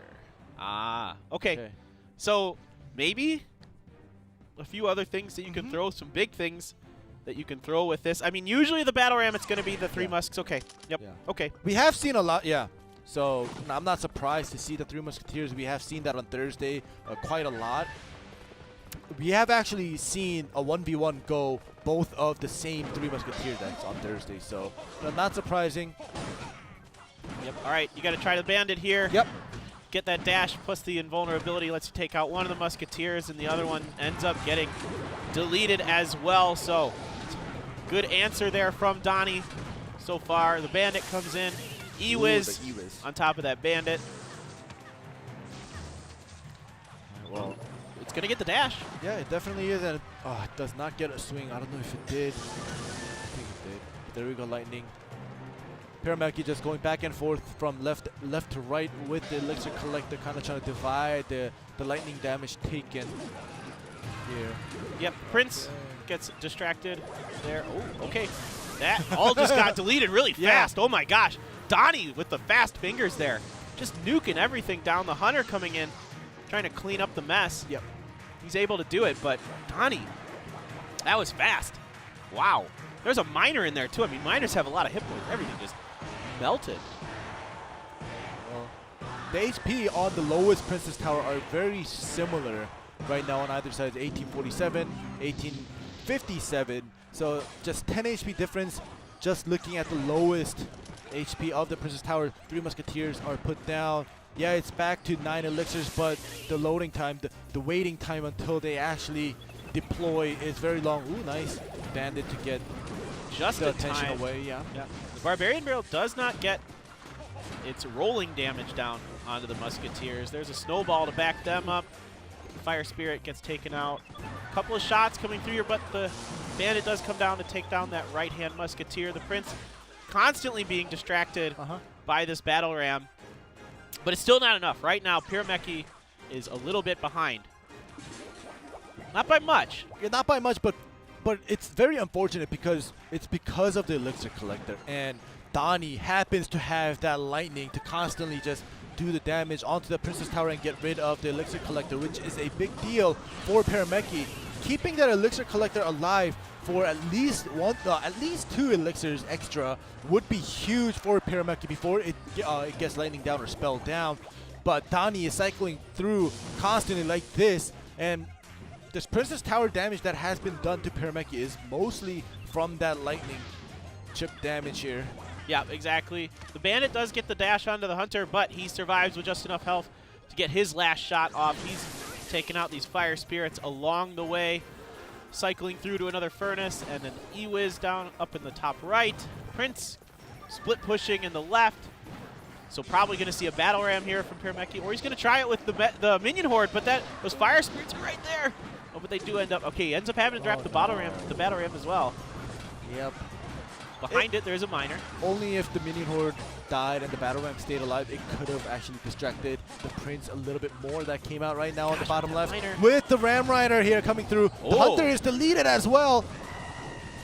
Oh, is it going to get through? The Minion Horde comes through. Oh, yeah, it does. Snowballs to blow both the units off. Ram Rider coming in. Doesn't get another hit, though. Ooh, that was close. Yeah, it definitely was close. But if you notice the top left Princess Tower damage, Donnie actually has taken more than, you know, the damage that we thought he has taken in the past, because Pyrameki has been getting chipped by the lightning, but it's actually pretty close right now. So Donnie has to kind of commit now, revealing that Ram Rider. He wants to try to finish this game. And that this Hunter, Prince, though, not there in not time. enough. Elixirs! The placement of that Hunter not quite right to get the shot off in time onto the Ram Rider. So a lot of those pellets missed the Ram Rider. The Ram Rider is able to get by it, and then the lightning finishes the job. All that charge damage there from the Princes and the Ram Riders. So scary. Yeah, and I'm going to be honest, that Furnace, I love the Furnace. It's very annoying. It kind of forces you to go off cycle to try to get rid of it somehow, because it keeps producing those Fire Spirits to kind of look out for. And if you allow those Fire Spirits to come through, you know, one is always going to land on that Princess Tower. So it kind of messes with your mind. Pyrameki, you know, Donnie having that lightning actually caused a lot of trouble for Pyrameki. Yeah, that lightning, a nice choice there in this situation. And then he has all kinds of answers for the Minion Horde as well, right? You've got the Furnace, you've got the E-Wiz, you've got the Snowball. You've got so much that can deal with all that. And then, you know, I've seen another deck that's kind of similar to this that Donnie brought, but instead of the Battle Ram, you bring, or instead of the Ram Rider, you bring the Battle Ram. Oh, okay. So, and then there's some other stuff that's behind it that's a little different, like the spells and stuff, but it's a kind of a similar concept there, where you're just trying to, like, you know, get stuff charging across the river and finding ways to get that charge damage either from the Battle Ram or the Ram Rider, you know, and protecting it with the Prince behind it and the other units like the Musketeer and the Bandit and that kind of thing. So you have all this dashing and charging going on. It's crazy. All right, well, we have Raya back here. Raya, the one in set 2 that beat Jack 2-0. He is back here. He's going to go up against Donnie. If he does defeat Donnie, Jack will have his revenge match against Raya in Game 3. We'll see if Raya stays alive and beats Donnie to go up against Jack once again. Yeah, I'm curious to see what he's got for us. I don't know if it's going to be... I don't think he's going to run that Bowler Giant deck again. I mean, the Bowler... You get him every once in a while, and he's pretty effective, but you don't tend to see him often. He's a little tricky to get working sometimes. And his attack speed is pretty slow, actually, so he's a little weird. I mean, he has a lot of hit points, so he's nice in that way. I think he's a little underutilized, but we'll see. Here we go, Raya versus Donnie. Donnie took game number 1. Can Raya take game number 2 here against OP.GAMING? Squeal. Okay, elixirs are full. our players are not playing anything. Okay, there's a snowball. There's that early snowball damage. An ice golem here from Rhea. Baby Dragon from Donnie. Inferno Dragon here from... Is this going to be a Hog Rider Earthquake variant here? No, Mortar. Mortar from Rhea. All right, here we go. The mortar is down here. Get rid of that. There's guards here. Baby Dragon as well as the Inferno Dragon just to defend that bats. The Baby Dragon needs to stay alive, but the mortar does lock onto that Princess Tower. It lands one, I think. Yeah, it's going to land the second one before it goes down. Princess Tower. Okay, it is. It is a Hog Rider. Okay, yeah, so okay. It is a Hog, yeah. All right, but the Barbarian's here. So this looks pretty familiar. We've already seen this deck in the 1v1s today. Usually there's some Royal Hogs in there, but we'll see what Donnie's got. This is the exact same lineup of that Royal Hogs deck from last time. Oh my goodness. Nope. Not this time. This time it is the Lava Hound. It's got to go big. Unfortunately, the Lumberjack is banned. I think if there was a Lumberjack, it would have been a way better deck for that Lava Hound that Donnie has brought, but that's banned. It's banned, yeah. Can't have that. Okay, Inferno Dragon does lock onto the Lava Hound, but there's a flying machine here to try to deal with it.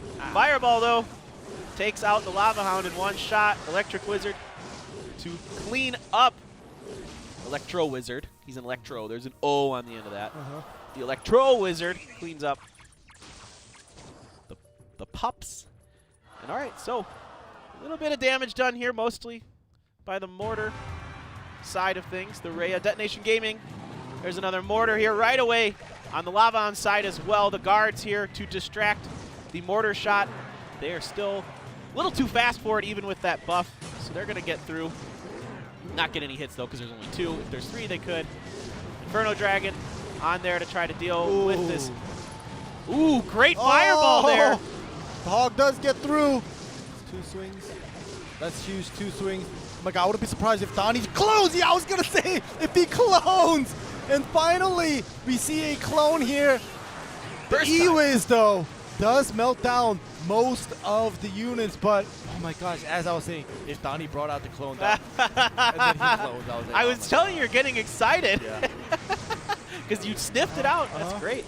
All right. The mortar, though, so far, having the upper hand, despite the fact that we want to see clone win because we like seeing it because it's cool. The mortar, so far, is doing very, very well. Here comes a fireball on top of this Hog Rider, trying to finish all this off. The mortar is locked on. If it gets one more shot, it's over. Not with 2 more, sorry. It's 2 more, 2 more, 2 more. But I think it definitely will get that one more extra shot. There we go. 2 more shots. All right, Rhea really wanted Jack to have that redeeming match here for losing 2-0 in set 2. That he hasn't lost yet today. Yeah, Rhea has won 3 to, well, his record of today is 3-0. So we'll see. If he beats 2 more, that's gonna be 5-0. Oh, yeah, 5-0. Yeah, just like Jack. Yep. Yeah. He could do it. Yeah. He could do it. It's too bad he didn't go first. Then we could have watched another 5-0 happen. We just keep getting lucky with those if that does happen. Like, man. Yeah. So this fireball right here, just insane. Insane.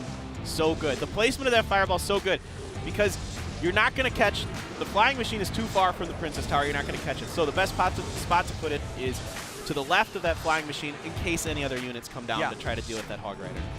But that was a great fireball. And here, if the bats kind of got distracted onto the Inferno Dragon. I think if the bats landed a couple of shots at all onto that mortar might have not gotten that second shot and maybe bought Donnie a little bit more time. Yep, and the placement and the timing on that Ice Golem, so good to give that mortar just enough time there. So now it's Jack trying to turn things around here for OP.GAMING. All tied up 1-1 in this King of the Hill. And man, Rhea just really impressing us here today.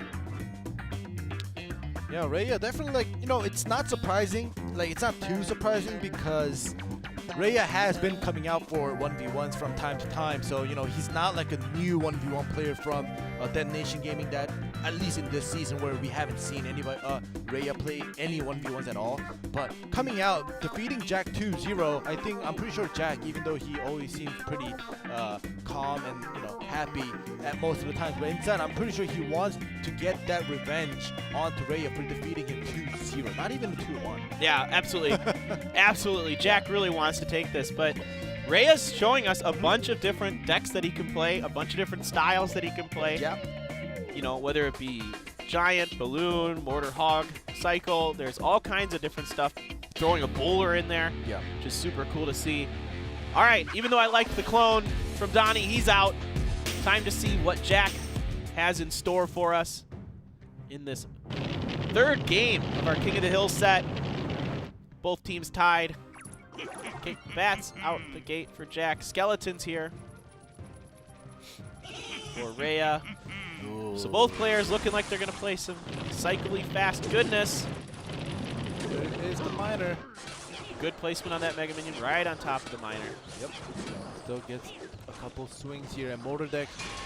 And a P.E.K.K.A. Okay. I was thinking in my head, because Jack is such a great fast cycle, like for example like 2.6 Hog cycle or something like that. Right. He's so good with the cycle. We have seen that in the past, and I was expecting if that's his comfort zone, he might have gone back to it. But showing that P.E.K.K.A.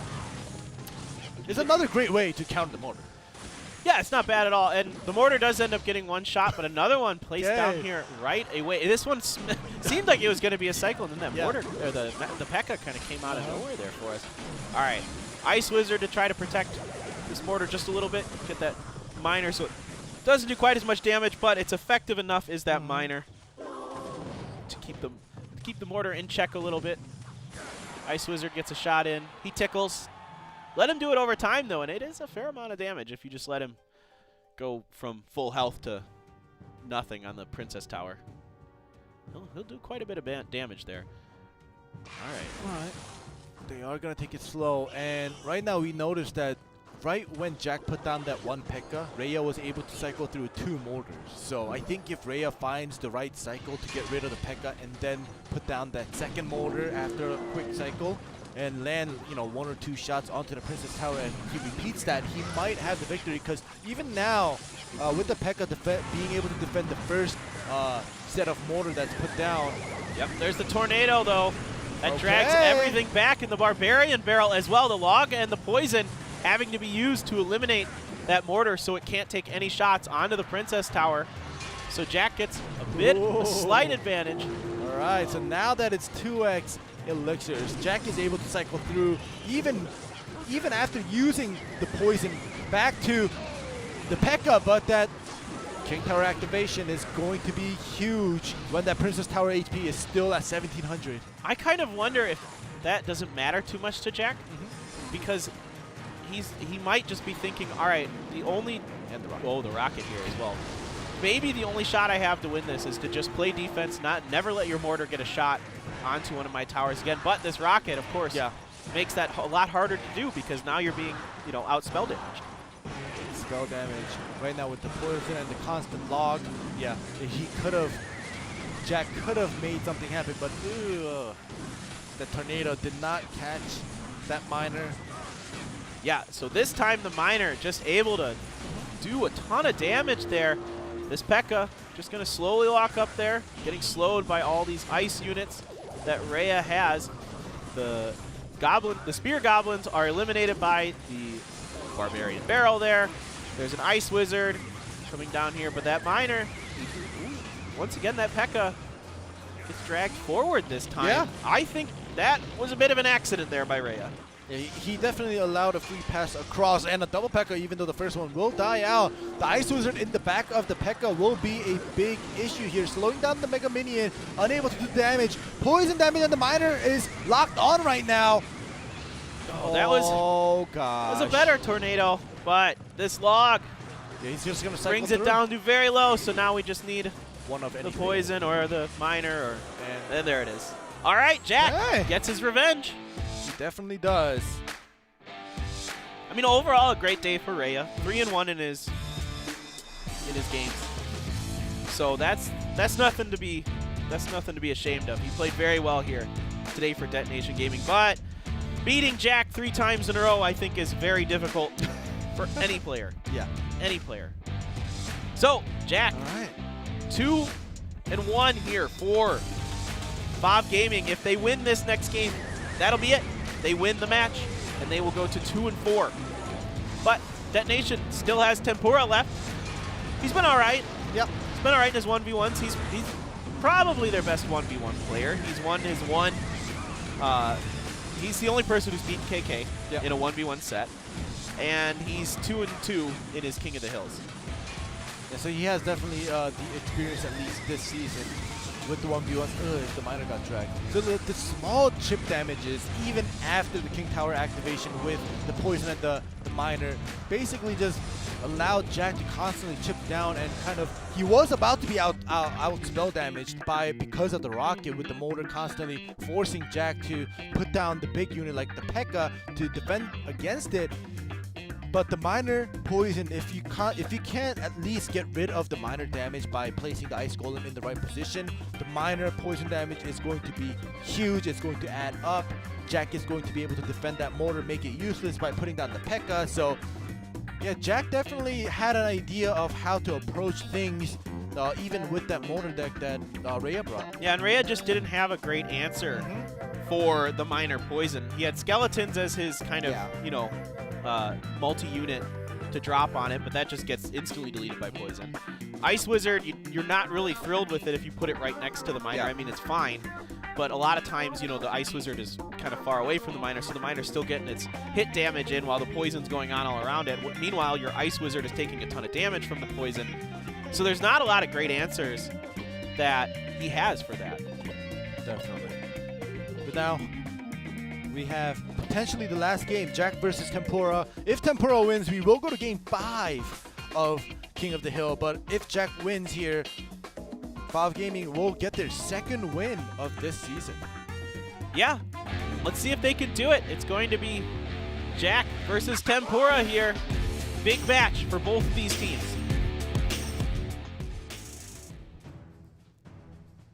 Well, Jack has really been liking the heavier decks today. Yeah. It's weird. It's like the P.E.K.K.A. decks. So it's pretty surprising. He's trying to show a different side there. Okay, there was what I'm talking about when that Ice Wizard gets in there. And a snowball to take it out. So he wants that extra damage. Does Tempura. There's a Hog Rider. There is the Hog pushing the Ice Golem in. Take care of that Infernal Tower. And the real question now is, which version of the Hog Rider? Is it no Earthquake down? It may have not been in his hand. Yeah. So, but it could be. It could be there. It could be, but with a Mega Minion, you usually don't see that with that variant. Stone is put down as well. Bar Barrel. Well, I'm happy to see Jack going back to at least a Hog deck that he's comfortable with. We know that he's super comfortable with whatever deck that has a Hog Rider in it. So, yep. There we go. We're immediately dropping that Inferno Tower. No answer from Jack for the Inferno Tower yet. Trying to see if he can sneak a Hog in. No, nothing doing here. Real question is what's sitting behind Tempura's minor Inferno Dragon stuff here. There's a couple options. Sometimes you'll see Rascals, see a bunch of different stuff. There's a Prince you could see. A lot of different things that Tempura is hiding. So far, not wanting to show that yet. Neither player wanting to reveal what's going on. There's no need to yet. There's no significant damage coming through. Yeah. But there we go. The Hog Rider goes cards. through cards. All right, not good enough, I don't think. Cards. Yeah, Hog Rider gets 2 hits. That's huge. Ice Golem, it just explodes. But it still does, like. Royal Giant. Okay, all right. All right, we have no Lumberjack, we have no Furnace, we have no Baby Dragon. No. Yeah, but the Royal Giant is still there, and it actually the miner takes a couple damage for the Royal Giant, so it does land significant amount of damage there on the side of Jack's Princess Tower.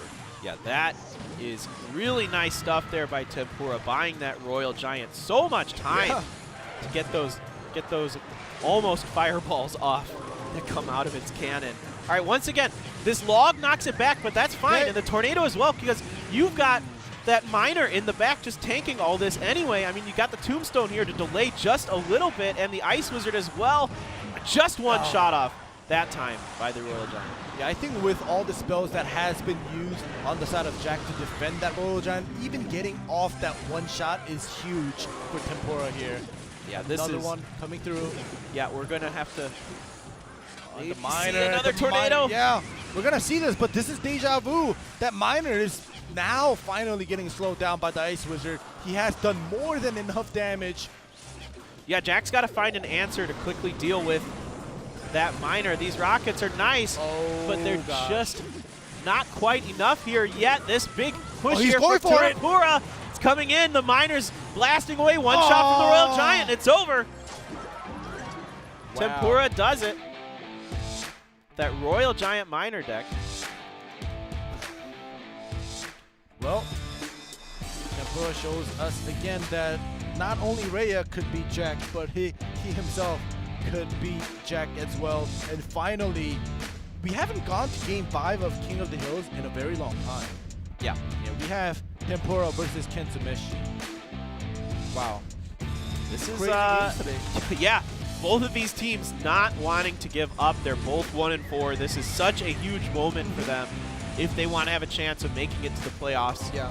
So all of them just putting everything on the line here, and just no answer for the Inferno Tower here. Jack just didn't have an answer for the Inferno Tower.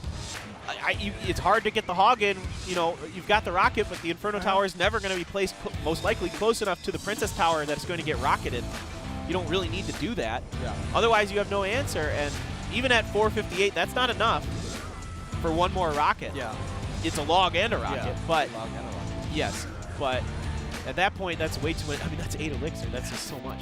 Yeah, and you guys saw that Tempura was constantly pressuring with the minor Royal Hog. So that's huge, allowing, like, Tempura knew, all right, so you have to choose. Are you going to go on to that miner, or are you going to defend my Royal Giant that's coming with a Mega Minion? So Jack had to choose the Ice Wizard in the back near the Princess Tower to try to slow down the miner and use the tornado to buy some time. And while doing that at the end, he kind of rocketed first, and then Tempura answered with the minor Royal Giant, which means Jack was very behind in elixir for defense. So that just basically gave the go sign for Tempura to finish the game. Yep, exactly correct. Yeah. There was, once you're just running that far behind, it's just too hard. I mean, it's nice to have the rocket, but usually you need to pair it up with not just the damage, but also hitting another unit, right? Exactly. You can't just be damaging the Princess Tower. You got to be hitting a unit as well. There was nothing great for him to do because so much of what Tempura is doing is right at the bridge. Yeah.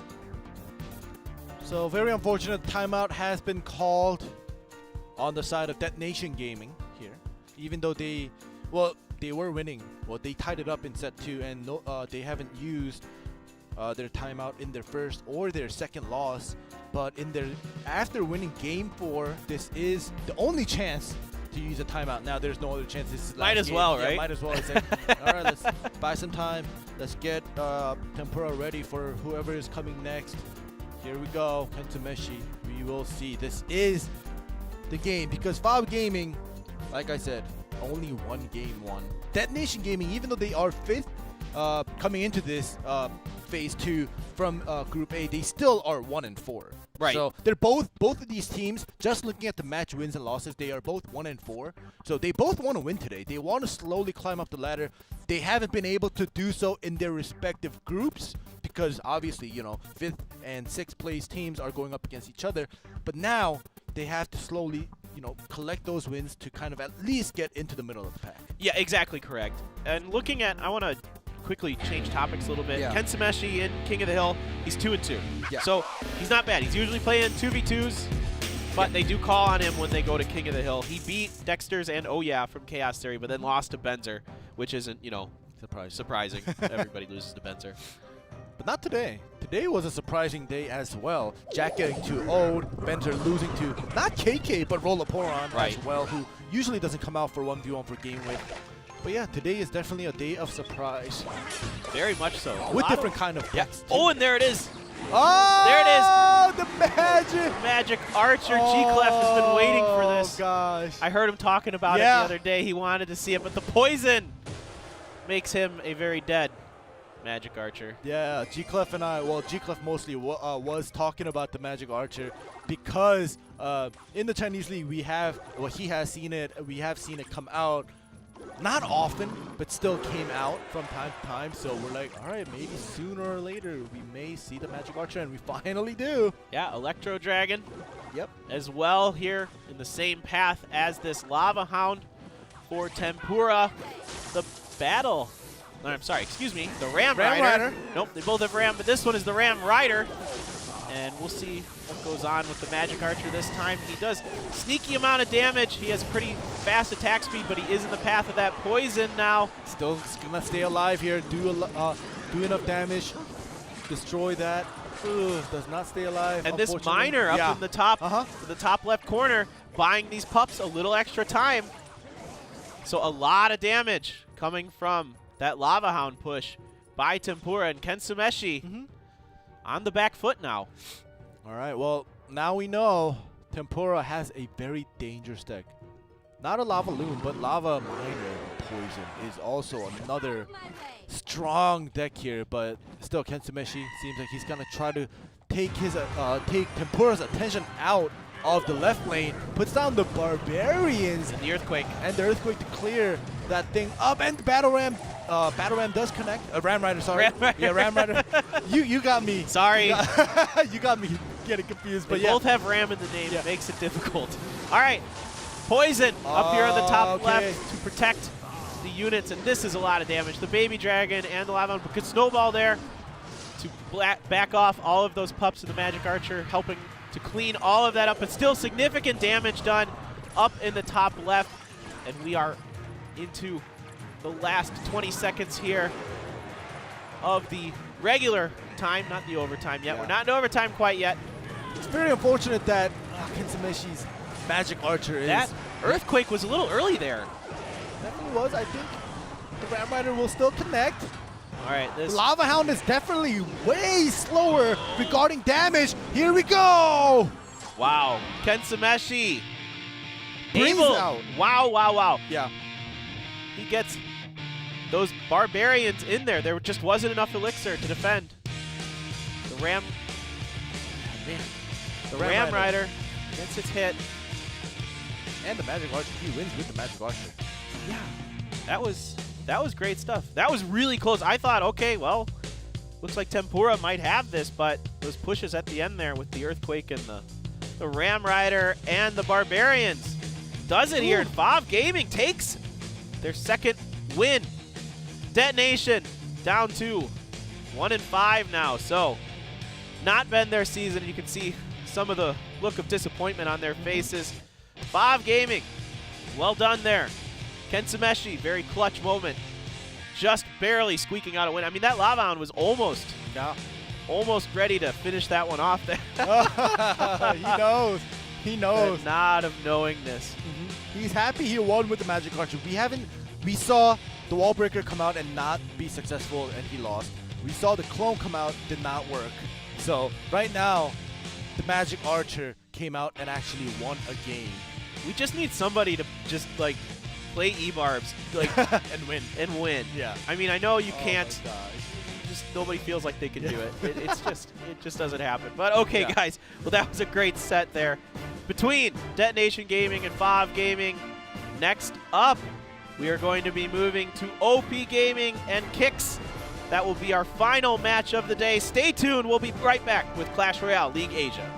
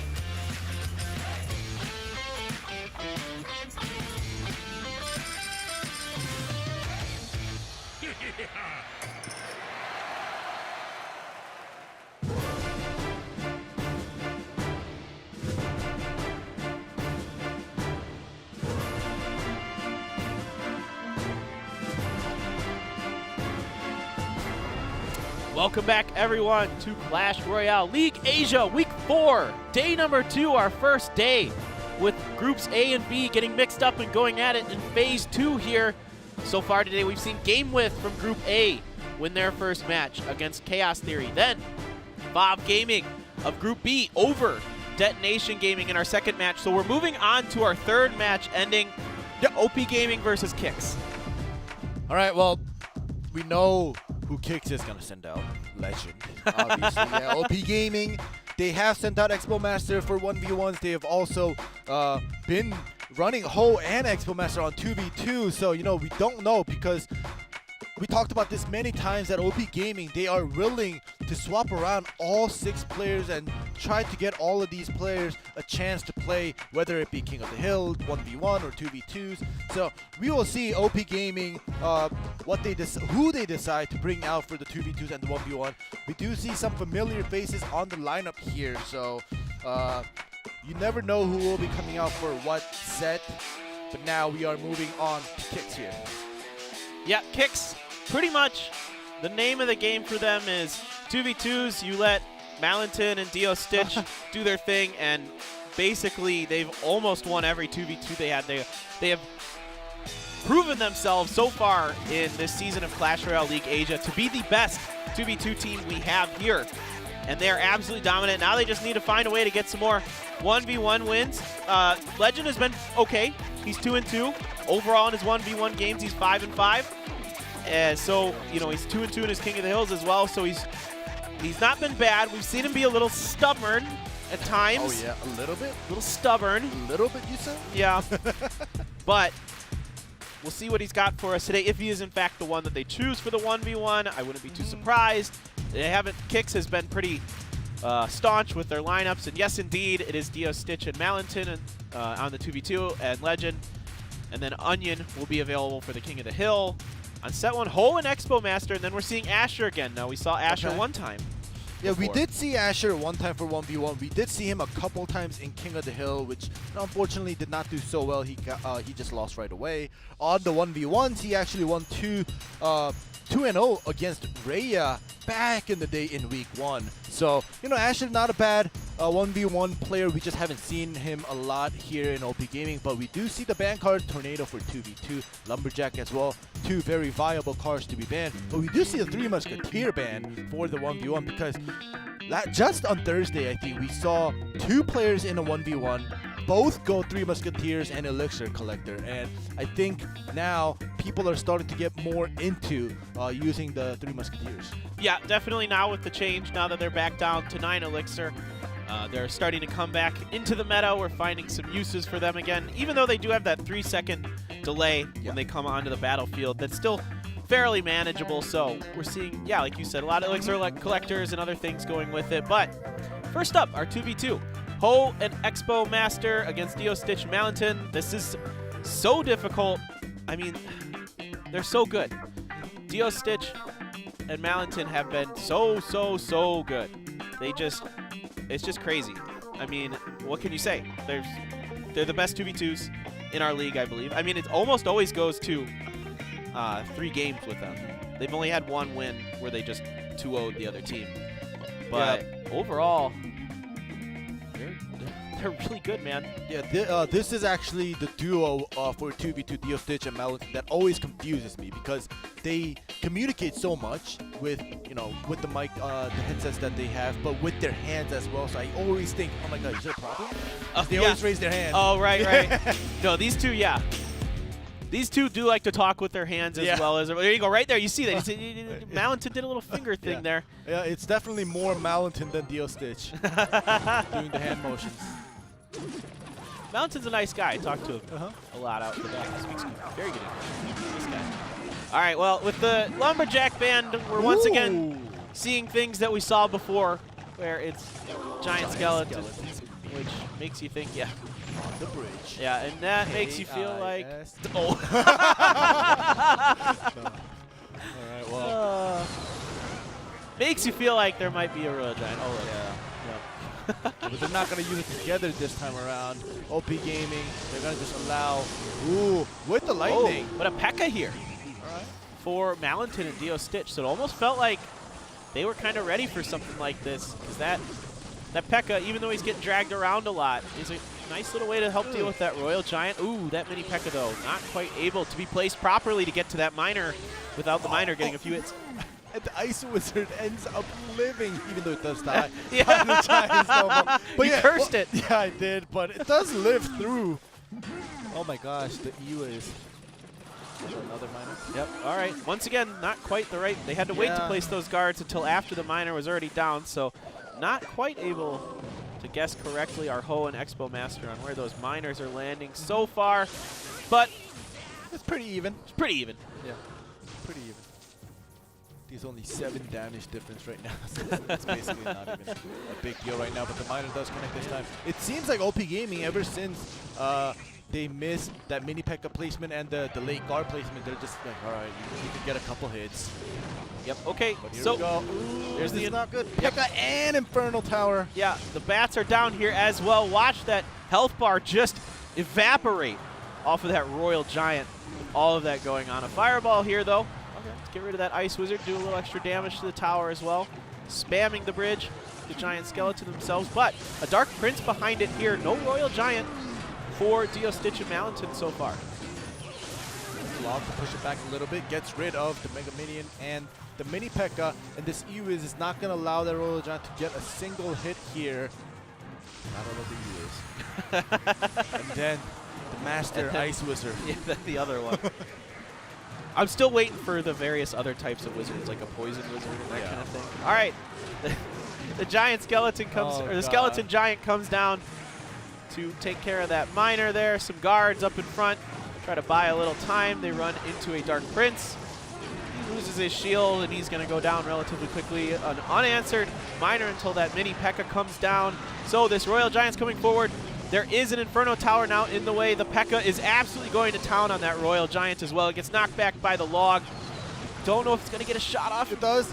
Okay. It does. Oh, it does. There's enough other units to buy some time for it there. Some of that damage just getting soaked up by all those other units that are in front of it. Kicks definitely had like roughly like 500 to 600 HP advantage, but now it's pretty even, but the poison of the rocket will seal the deal. Wow. Clean. I think that P.E.K.K.A surprised OP.GAMING here. Oh, yeah. Oh, yeah. It's like, yeah, we see the giant skeletons on both sides at the beginning of the game, so they're like, all right, so we both probably have the giant skeleton Royal Giant deck, and then all of a sudden they counter, OP.GAMING decides to counter with the Royal Giant on the other lane without the giant skeleton, and we see a P.E.K.K.A being dropped. They're like, oh no, this is not good. Yeah, so this is just great stuff here by Kicks. Very good read on their opponent. Having the P.E.K.K.A available to help deal with that Royal Giant as well as the Inferno Tower, and of course, you know, Ice Wizard slowing things up is nice as well. And then in the meantime, you just miner poison on the other side until you're ready for your rocket, and away you go. Yeah, I think this is one of the critical things that we definitely have to touch up on regarding OP.GAMING not being able to predict the miner placements, because yeah, like if you predict or if you allow the miner to get a couple hits, maybe once or twice, it's not a big deal, but constantly connected to the Princess Tower. So it's not a great way to start the day off for OP.GAMING here. Nope, Kicks doing what they do best, winning 2v2 matchups. So far, so good. Dio Stitch and Malenton once again. Let's see if Expo Master and Ho can turn it around here. Might see a little bit of different stuff. Last time we saw both teams just revert right to Lava Hound in the second game. Just got away from that stuff, but plenty of other options available here for both teams. Let's see how they change it up. OP.GAMING versus Kicks, game number 2 in set number 1. And Malenton, he's ready to go. He was doing a little bit of back and forth there. All right, the Goblin Barrels, both sides right away. Snowball on the left, a Dark Prince and some bats on the right. The right side actually does get some damage, but they answer right away with double miners. Nobody put down to distract it. They both connect to the Princess Tower. The bottom right, the Dark Prince got some hits in there. This Dark Prince, nope, guards. Still gets rid of all the shields. That's true. And the Mega Minion actually gets a hit off onto Kicks' top right Princess Tower. Yeah, that big minion, he hits pretty hard. All right. E-Wiz and an Ice Spirit here. Clean up that Goblin Barrel, but use a bit of extra elixir to do that. The Dark Prince. Oh no, one hit. One hit. The one hit still pretty good with the log damage added onto it. Yeah, it's not bad at all. A Prince to deal with the Dark Prince here. A poison coming down from Kicks onto the tower of OP.GAMING. Ice Spirit in front. Oh, and goodbye, Ice Wizard. Put another Ice Spirit just in time. Yep. All right, well, Miner comes to meet the princess on the bridge. Dark Goblin.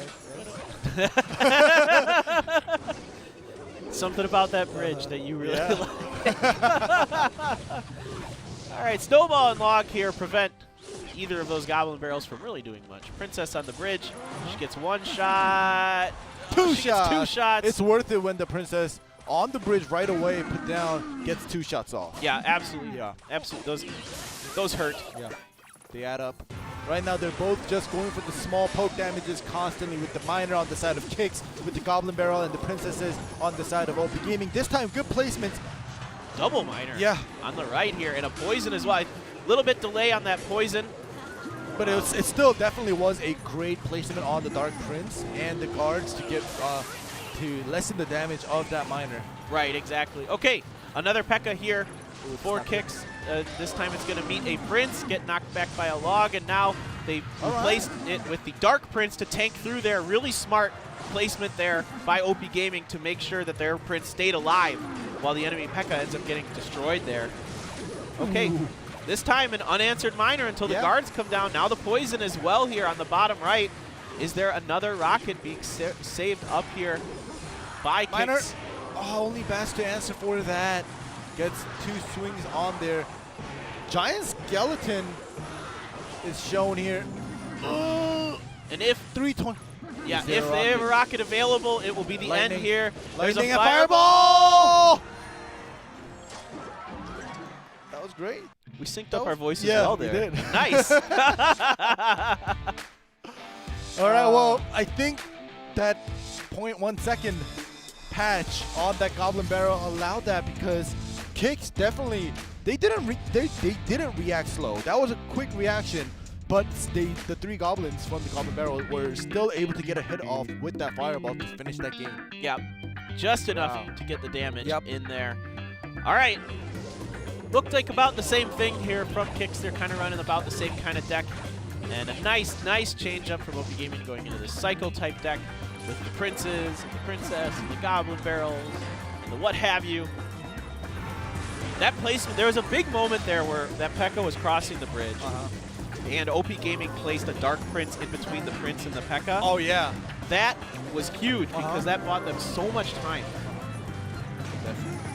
The smoke poke damage is constantly coming from the princesses, landing 2 shots on the bridge, especially from OP.GAMING right here. Oh, they had no elixir because they had just... Yeah. Okay, so that was part of the problem as well. I think actually it wasn't, like you said, it wasn't that the timing that was off. They didn't have an elixir ready, available to defend against that Goblin Barrel because they had just Lightning. Yeah, that is true. The Lightning is going to get rid of your elixir. If the Goblin Barrel goblins didn't get any hit off, which Kicks have been defending the Goblin Barrels very well up until the last minute where they got desperate. They used the Lightning. They were lacking elixirs, and I guess that bought OP.GAMING the win. All right, well, let's see how this goes. Game number 3, the deciding game of this set. OP.GAMING took game number 2, but Kicks took game number 1 right away. A Miner here from OP.GAMING. Gets taken out by a Dark Prince and a Mega Minion. A Giant this time by Kicks. So are we going to see the double Prince action going on here from Kicks with the Giant? That Inferno Tower goes unanswered this time. They're not willing to commit any more resources to this push. Now they're going to play defense, a Musketeer, offensive Miner. The Prince here dealing with that Miner. Offensive poison as well. Yep. So he is going to keep that Prince in that poison as long as possible. Doing the maximum amount of damage to the Prince here. The Ice Spirit guaranteeing that this charge will not come through for the Prince. So both teams played pretty good so far, but better defense by OP.GAMING. the counter attack after defending has definitely bought them the leisure of kind of waiting out for the defending units to go through for that offensive attack, including the poison to constantly chip on that Princess Tower. Not as much value out of that poison as the last time, but still not bad. You're getting the E-Wizard. Ooh, but this time the Rage is put down. Ooh, a zap there to reset that Inferno Tower. Is that going to be enough for it to get through here? It's not enough. I thought there might be another spell or something behind it. There was not. Even a raged up giant is not going to beat an Inferno Tower, even after it gets zapped. The Inferno Tower has quite a bit of health, actually. A lot of staying power there. Yeah, and also it never happens, but if the Prince pushing the Giant in the back helps out the Giant with the Inferno Tower, it would have gone down, but obviously the defending team will not allow that to happen. Right, you can kite the Princes behind the Giant once they cross onto your side pretty easily. Never happened. Here we go, Mega Minion doing its job. Ice Spirit as well. Ooh, nice Prince to get that away. Yeah. Really good Prince placement. A poison comes down as well. Not the most efficient poison you're ever going to see, but not bad, not bad. All right, so once again, they use defensive poison here. Ooh, defensive poison. That was kind of dangerous, I think. They wanted to just be safe because they are winning in damage, so they wanted to take it easy. Maybe one turn at that miner. Ooh, getting pushed back by the log. It was locked onto the Princess Tower, but the log resetted it and forced it to attack the Dark Prince. Now the attack is coming. Okay. OP.GAMING very low on elixirs. It's not looking too good here. That Giant just gets eliminated by that Inferno Tower. There was no zap available to reset it. All the other units just not allowing anything that Kix wants to do to get through here. Prince is in the right position to deal with the miner, but the miner locks onto the Princess Tower because the Prince was not quite close enough. The Prince actually has a little bit longer range than a lot of the other melee units. Offensive poison here trying to allow this Giant to get through, but nothing doing. Just absolutely spectacular defense from OP.GAMING. These Giants just have nothing. There's nothing that is allowing them to get through. Yeah, it's not happening. The E-Wiz is there. Inferno Tower is there as well. And Ice Spirits, if you absolutely need to slow it up. There's just, and a log to knock it back. There's just so many answers for this Giant. Oh my gosh. Now it's slowly but surely coming to an end on the side of OP.GAMING. After they defend this, a couple spells will definitely get that Princess Tower down. We'll see how cleanly they defend there. The miner doing free damage, but that offensive freeze is still not going to be good enough though. The so healthy of a Princess Tower on the side of OP.GAMING. Only 198 HP left. I think Valentin, putting his hand on his mouth, knows that it's over. He knows double poison will finish this off, and OP.GAMING come back after losing the first game. And I'd say it's a bit of an upset here. Taking down Dio Stitch and Valentin. And a dab. All right. Oh God. That's more of Expo Masters style there. And good stuff from them. I think that's a big win for them because you kind of normally expect Kix to win that 2v2. Yeah. And this puts a lot more pressure on Legend, who at times we've seen crack a little bit. So nice stuff there. Kix played well, but every team seems to like to do this in 2v2. They're like, if we win the first game, we're just gonna play the same deck again. Whatever else happens, the heck with it. Yeah, we'll change it up if we lose. Right. Go on to the game 3. But we saw 3 different decks. Yeah. From OP.GAMING. All 3 were very different, right? We saw the Royal Giant, Skeleton Giant. Yeah. And then we saw the Goblet Barrel cycle, right? And then we saw like a Skeleton Barrel kind of just like minor defensive thing. Yeah. Minor poison. Yeah, poison basically do most of the damage. And I know you meant Giant Skeleton. Oh, sorry. Yeah. But yeah, either way, OP.GAMING is basically, we are kind of used to Dio Stitch and Valentin kind of winning most of their 2v2s, but OP.GAMING in this game, at least in all 3 games, have shown us that they are able to adapt regardless of winning or losing the previous round. They are showing different kind of decks. They are showing different style of play. They went through cycle decks. They went through heavy decks. They went through the spell damage chip damage decks. No, so it's Skeleton Barrel. Yeah. yeah, Skeleton Barrel. Yeah. So I meant, Did I say the wrong? You said Skeleton Giant. Ah! Yeah. I knew what I meant. I'm like, I said the flying skeleton unit. Yeah. Not the ram battle. But yeah. The battle rider. Like, that's gonna be the next unit. No. The battle rider. Battle rider. Just to make our lives even more difficult, Yeah. because our naming conventions are all over the place. Battle rider. I mean, if they do that to me, then I'm just, I don't even know. I'm gonna have to like do, you know how like sometimes like before a cast you'll do tongue twisters to try to like get yourself warmed up. I need to do this. I need to come up with like Clash Royale tongue twisters. Yeah. And then you're actually gonna, when the Ram Rider or the Battle Ram comes out, you're gonna be like, oh, Battle Rider, because you're so used to like you doing the tongue twisters. Saying something weird. Yeah, you're gonna just you're gonna mush together 2 units. All right, let's move on to our 1v1. Yeah. The Mega Minion and the 3 Musketeers are banned here, so All right. that means we're just not.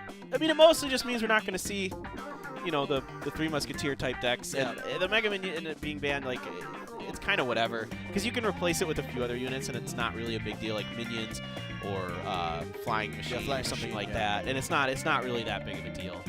Yeah, I think Asher definitely watched Thursday's games where we had 2 during the 1v1s. We had 2 elixir collectors, and both of them having the 3 Musketeers kind of made him think, as well as the Chinese League as well, where 3 Musketeers are more coming out more often. He didn't want that. He doesn't want to play decks to counter the 3 Musketeers. Absolutely. All right, here we go. A big game. Asher between Legend. We've only seen Asher 1 time in the 1v1s, and he was successful. Yep. So let's see what he's going to bring in this game number 1 of set number 2 between these 2 teams. Of course, OP.GAMING took the first set, so it's up to Legend to turn things around and try to bring this to a king of the hill. Just a baby dragon and a goblin gang. Musketeer. Ooh, cannon cart. Ooh, cannon cart. All right. We haven't seen this card much this season. We saw it 1 time with a Royal Giant. Yep. And actually, Legend has used the cannon cart deck. he was the one who did it. He was the one who used it. That's maybe what we're gonna see here. Oh, that's a goblin hut there. Yeah, that is. Ooh. Goblin gang and goblin hut. I wouldn't be surprised if Spirit Goblin was in there as well, since this is all goblins. Just get the goblins out. Miner here, gonna follow it up with the poison. Pretty much what you'd expect with neither the miner or the poison being banned. Very popular combo, as we've seen all throughout this season. The Goblin Hut, it's definitely, if you know how to cycle it and kind of force some units onto the other side of the Goblin Hut, the poke damage, the chip damage is definitely huge. Yeah, it is actually pretty big. Oh yeah, yep. There we it go. is. The This is cannon that. cart, Royal Hog that we've seen. Ooh. Okay, it's a Prince and a Minion Horde here, so you're looking to try to get your win conditions here, like the Miner and the Minion Horde, or the Prince along with some of those goblins to help him get in there and do some stuff. Even with the timing with the Goblin Hut and the Miner, just one or two Spear Goblins stacking up, like you think it's not gonna do a lot of damage, but in games like this where every single hit from any unit is worth it, you know, that could actually maybe the game changer. And depending on what your opponent plays, you have 2 options to follow up behind the Miner, right? Yeah. You can build up the goblins. Okay, a lightning here to make this Goblin Hut less effective, but if you've got a couple goblins built up and you play the Miner, you have a few options. You can either play the poison, or you can play the Minion Horde behind your Miner, depending on what your opponent's played and what you know that you have available to you. All right, so the Prince, he is dealing with that cannon cart. That cannon cart does not last long. An offensive poison to deal with the Tombstone here. The Royal Giant, we're setting up for the long push. This time is Legend. He's letting the Ice Wizard deal with that. Oh, he gets, Prince does get a hit in though. Right, Asher is actually leaking a little bit. He wanted to wait for the timing to allow that Ice Wizard and the Royal Giant to come through the bridge. Lightning there, cleaning up that building. The Royal Giant only gets 1 shot in though. So the Barber was a little bit later. If it got rid of the Gob Gangs a little bit faster, maybe a second shot could have been possible. Here we go. All right, bridge spamming the Royal Giant, this time with a baby dragon on top of it. Oh, getting sucked in by the tornado. All of this And the Royal Giant got so much damage. 385 left. Yeah, this is really difficult for Asher. It's not quite enough for one Lightning. Yeah, it's not. So a Royal Giant shot and a Lightning is all he needs here, but a significant amount of damage. All right. Done here. Oh, okay. The Musketeer locks onto the Ice Wizard. But those Spear Goblins, like you're saying, they just kind of chip, chip, chip. Sneak you down. There's that Lightning. All right. Yep. All right. Asher has to do chance. everything he can to make sure a Royal Giant does not get a shot. All right, he's going to go through with it. Oh, no. No, this is not good. Yep. The Tornado here is going to drag that back. The Baby Dragon cleans all that up. Yeah, he's just going all in, and it's not going to be good enough. There should be, we're about in time for the Lightning here. We just need to cycle one more card. There it is. All right. Legend showing us for the first time since week number 1 that Royal Giant Cannon Cart deck, and he is quite good with that. Making it work against Asher here, who brought Goblin Hut, Miner, Prince, Poison, Minion Horde. Wasn't able to find the right timings to get... Early on, he had a little bit of success, but then Legend was able to adjust. Find the defense in the back. That Baby Dragon helps a lot with what is going on in the back there. The Tombstone as well. You can use the Barbarian Barrel on the Miner, things like that. Yeah, and especially when you're putting down, buildings, not defensive buildings, but any buildings of any kind, offensive, like Goblin Hut or Furnace, or even Infernal Tower to defend against the Royal Giant. When that Royal Giant player has Lightning in his deck, that's just gonna be free chip damage, including doing a ton of damage to the building that you put down. So that's going to add up. And on the side of Asher, he wanted to do the Minor Poison chip damage as well, but that's not gonna be better than a Royal Giant Lightning chip damage. So yeah, it's just, and also like the Goblin Hut is not a great matchup against the Royal Giant. Like the Royal Giant, if I see a Goblin Hut and I don't see another follow-up building like an Inferno Tower or whatever behind it, then I'm not too worried about it, because I'm going to have a unit behind it that's going to be able to deal with the Spear Goblins fairly well. And the Royal Giant does chew through that Goblin Hut pretty quick, and there's no damage coming back from the Goblin Hut. You're just taking Princess Tower and whatever damage from the units that are on the field. So usually you're going to get like a shot in if they don't just commit all their elixir to defending. Yeah. And like I said, as long as there isn't another building as well, which there rarely is. Sometimes you see weird stuff, but rarely. In 1v1s, if you're playing if you're playing Goblin Hut and something else like Barbarian Hut or something, I've seen this stuff. I love it when I see this as a Sparky player. Collector. Yeah, I love it when I see this as a Sparky player, because I'm like, go right ahead, dude. Yeah. You're buying me all the time in the world for me to just collect elixir and make a huge push, and all you're doing is just wasting time. It's just the best. All right, well, we'll see how Asher has adopted after losing this first game in this 1v1 set. OP.GAMING, they want to win this out because they took set 1. American Taran over here. Let's go! OP.GAMING versus Kicks. Legend takes game number 1, but we've seen today that whoever takes game number 1, well, except for when Rhea won 2, never mind. Rhea won 2-0. I was going to be smart, and then I'm not. Yeah, well, Asher at least is going to stick with the Miner. Not too surprising. I mean, Legend's going to do it as the Goblin Hut again. But this time Goblins. Yeah, Okay, and a Poison here from Legend. This is basically very similar, just, with the Lightning doing the damage onto the tower, and the Goblin Hut, just Poison is still good enough. Right. Yeah, so this Goblin Hut, Prince, Miner kind of stuff. There's a couple other versions you can try here. There could be like a Musketeer. Okay, a Musketeer in the back of this. I was going to say something like a E-Wiz or a Musketeer or something. There's a few other different versions of this. A Prince for Legend. Is Legend playing a very similar deck to what Asher played in game 1? Because we do see... Well, it's definitely not going to have Goblin Hut. Yeah, it's not the same thing. Yeah, it's not going to have the Goblin Hut. He doesn't have the Goblin Gang. Instead, he just has the Spear Goblins. So I guess the Minor Poison still... We'll see. Both of them, it seems like... Good Goblin placement. And a Barbarian Barrel as well to clean that up quite nicely. Trying to get his push in. The bats well placed in the back. Snowball to block the Barbarian and the Goblin from getting in there. And the Spear Goblins come in and right behind these bats because otherwise those bats, or the Spear Goblins will get some hits, some extra hits in. But good timing with that Musketeer to make sure there's no extra damage done. Yeah, so if you notice, Legend has already used his poison and the giant snowball, showing his spells, doing the chip damage onto Asher's Princess Tower, whereas Asher still has yet to do any spell damage to Legend's tower with his miner. This is just a few changes Asher made here to kind of help deal with what Legend was doing. You know, I'm assuming that's a poison on the back end of all this, but the Musketeer and the Goblins, you know, the Goblins a little bit cheaper way. They're really nice to help deal with that miner. So we'll see if he can make it work here. And we haven't seen the poison yet. He's being very judicious with it this time. I think he was worried he was using too much elixir on nothing to really get value out of that poison last time. Yeah, but, you know, Legend is not scared to use that offensive poison to do the chip damage because he knows that little damage that he does early on kind of pressures and makes afraid of your opponent to kind of be on the run when the timer runs out. Oh, look at this. Those Goblins just in time.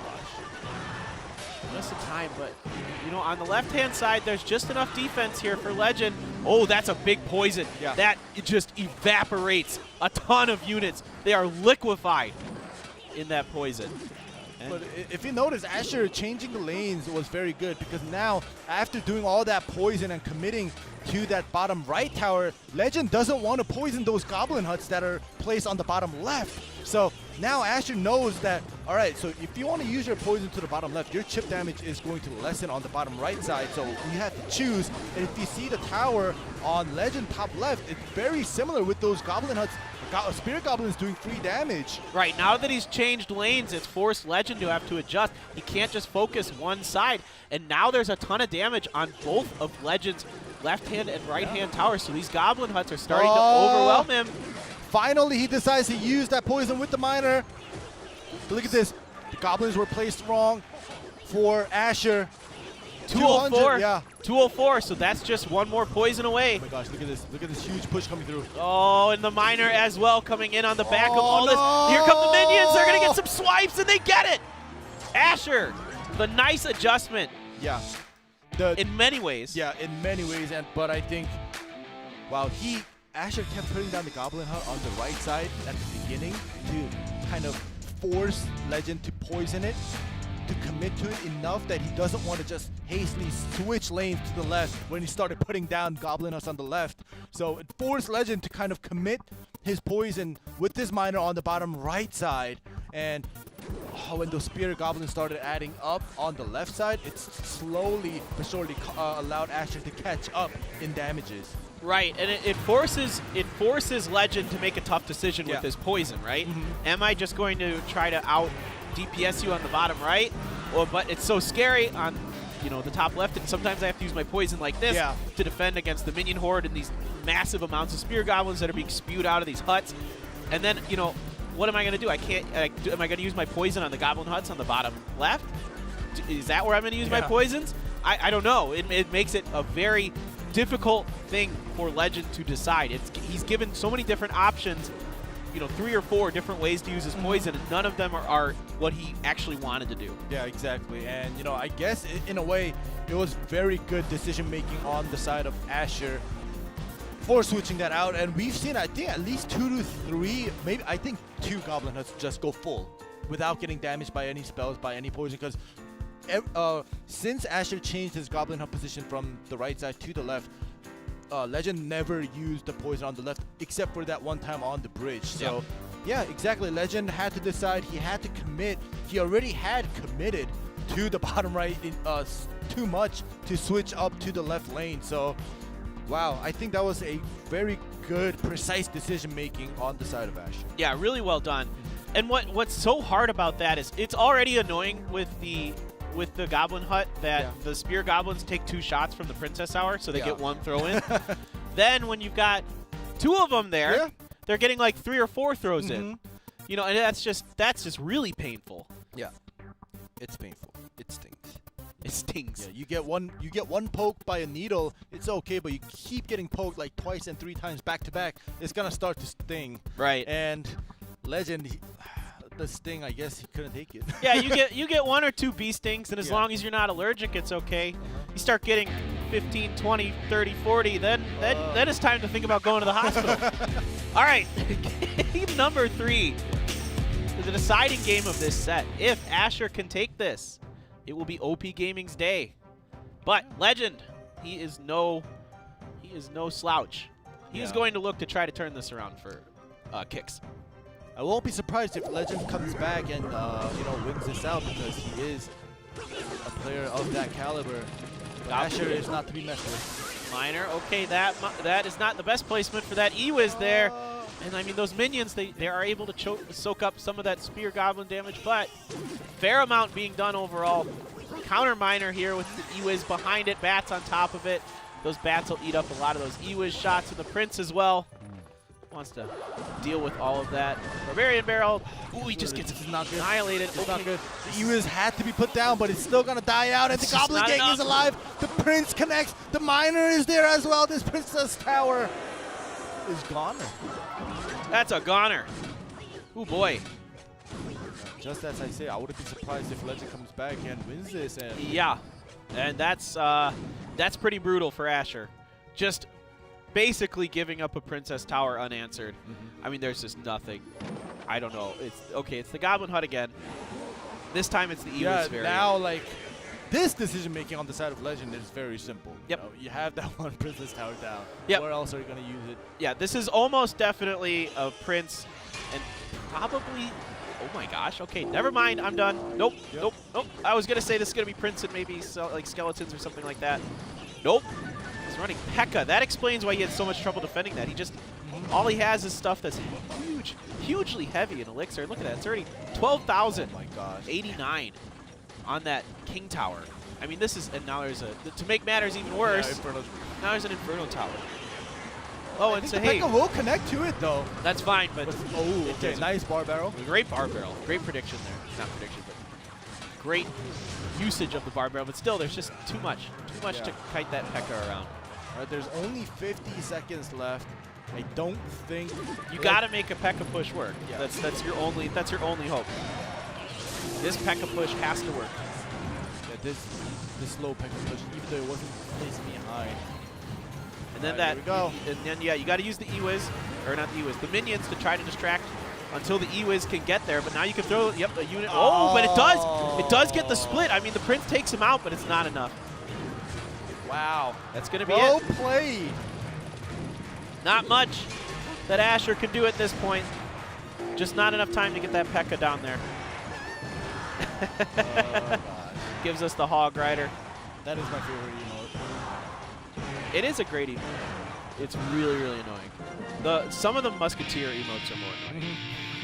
But that one's pretty annoying. All right, Legend does it. Takes this set 2-1, and we're going into the King of the Hill to end things here. Yeah, well, that third game, to be honest, was too straightforward to kind of analyze. It was just, Legend, well played. Unfortunate for Asher that he had probably a Goblin Hut and a P.E.K.K.A. in his deck, and like it came in later after a couple usage of his deck during cycles, and he was unable to defend. Well, there's just too much Elixir sitting there. It's too hard to defend. And you make one little timing mistake, and then your opponent can just pounce on you. And as we saw, that's exactly what happened. So, we'll be moving on to the King of the Hill, but Asher just committed to using that Goblin Hut. I thought for sure in that last one, because he basically had the setup for the Skeletons instead of the P.E.K.K.A. there. Like, basically, there's this deck that's like Goblin Hut, Prince, Baby Dragon, Miner, Skeletons, E-Wiz, Barbarian Barrel, Poison. It was almost identically that, except you got the P.E.K.K.A. coming. Yeah, exactly. Huge. And yeah, we definitely noticed that Asher is a huge fan of the Goblin Hut, so he wasn't gonna give that up. And I think what Asher's thinking with the P.E.K.K.A. is that this is it. that Legend was gonna go back to the Royal Giant. I think that's his thinking. And in that case, this would have been fine. This would have probably had a pretty good chance. But because it's still this just Prince, you know, minor poison, there's this. The P.E.K.K.A is just too slow and too much elixir. Yeah, even if P.E.K.K.A did get through, Legend had Spirit Goblins and Goblin Games. Yes. So like those two are more than enough to bait out spells and distract the P.E.K.K.A. So. Yeah, it's just too long. The P.E.K.K.A is too slow. Attack's too slow. Moves too slow. Everything about it is slow. So it's hard when you got a cycle deck like that to make it go through. And plus, you can use a Prince to do some damage while you kite it with the other units. So okay, here we go. King of the Hill time. Expo Master, Asher, Dabong TV. Gonna do it for OP Gaming on their side, and Onion, Malinton, and Legend on the side of Kix. Again, these are all 3 very good 1v1s for OP Gaming, as well as Kix. They have very strong 1v1 players as well, but mostly they've been relying on Legend this season. So, I think you got to give a little bit of advantage to OP Gaming here, just a little bit. Plus, they have Expo Master, who's just so good. They get him 2v2, 4-0. That's crazy. 4-0. How is this guy so good at everything? Yeah. Give me some of your magic, Expo Master. Just a little. I don't need a lot. You might turn into a magic archery piece. But yeah, we'll have to see. And you know, I also wanted to mention that now we have Onion. So Meat 24 and Onion, it seems like they're like a tag team. Like they never come out on the same day. Oh yeah. I remember I always mentioned, why can't Onion and Meat come out at the same time to complete that burger? But it's like, but they always take turns. They don't come out on the same day. But yeah, this time around, today it is Onion's day on King of the Hill. He comes out first. He only played 1v1, as you guys can see on the record. So he hasn't shown us all of his moves, what he has in store for us. So we'll see what he has today. Yeah, it's an exciting moment for him. He gets a chance to play in the King of the Hill for the first time for Kix. So I want to see what he's going to bring for us. We still have yet to see Lampo this season, which is interesting. Yeah. From Kix. But Onion going to get us started for Kix against Expo Master, one of the toughest players in Clash Royale League Asia. Let's get into it. The first game of the King of the Hill set between OP Gaming and Kix. Kix on the top in red, OP Gaming in blue on the bottom. And okay, Barbarian Barrel here from Expo Master, and a counter Barbarian Barrel by Onion. Hog Rider from Expo Master, looking for some cycle, and oh, whoa, Onion's not happy with that? Yeah. I mean, it's okay. It's one hit. Yeah, it's not a bad. It's okay. It's still a 4. You know, it's not the end of the world. He's not satisfied, but still. There's no. I thought there was a device issue or something. I did too. Yeah, because he like literally just took off his hand, but took his hand off the phone. But I guess just he didn't like how he placed the U. Smelling like the Earthquake deck from Expo Master so far. The Ram Rider is going to get knocked back. And this is P.E.K.K.A, the P.E.K.K.A Ram Rider. He's going to go counter with that Hog Rider. And the Bar Barrel is not going to be enough. It's going to allow the Hog Rider to get almost 3 hits. If it wasn't for that giant snowball, I think it was going to be a 3-hit Hog Rider right there. But now this huge push that's coming through. Yep, okay. With the E-Wiz so in the back. far, okay, there's a Valkyrie. The Valkyrie variant here to help deal with that, but that Valkyrie gets chewed up. Oh, and the dash! And oh, there's some big damage that could happen here. The P.E.K.K.A gets a swing. A second swing! Oh my gosh. Onion. Oh my gosh. Putting the screws to Expo Master here. 346 left. Yeah, the Inferno Tower was not there.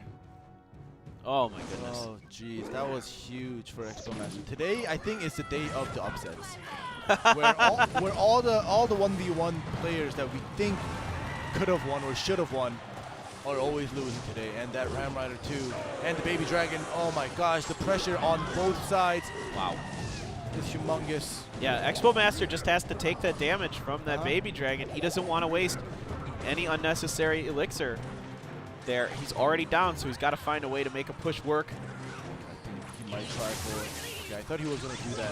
Valkyrie, Hog Rider push, but he's going to go on the other side. The Ram Rider, though, he's going to snare that Hog Rider who was up in the front.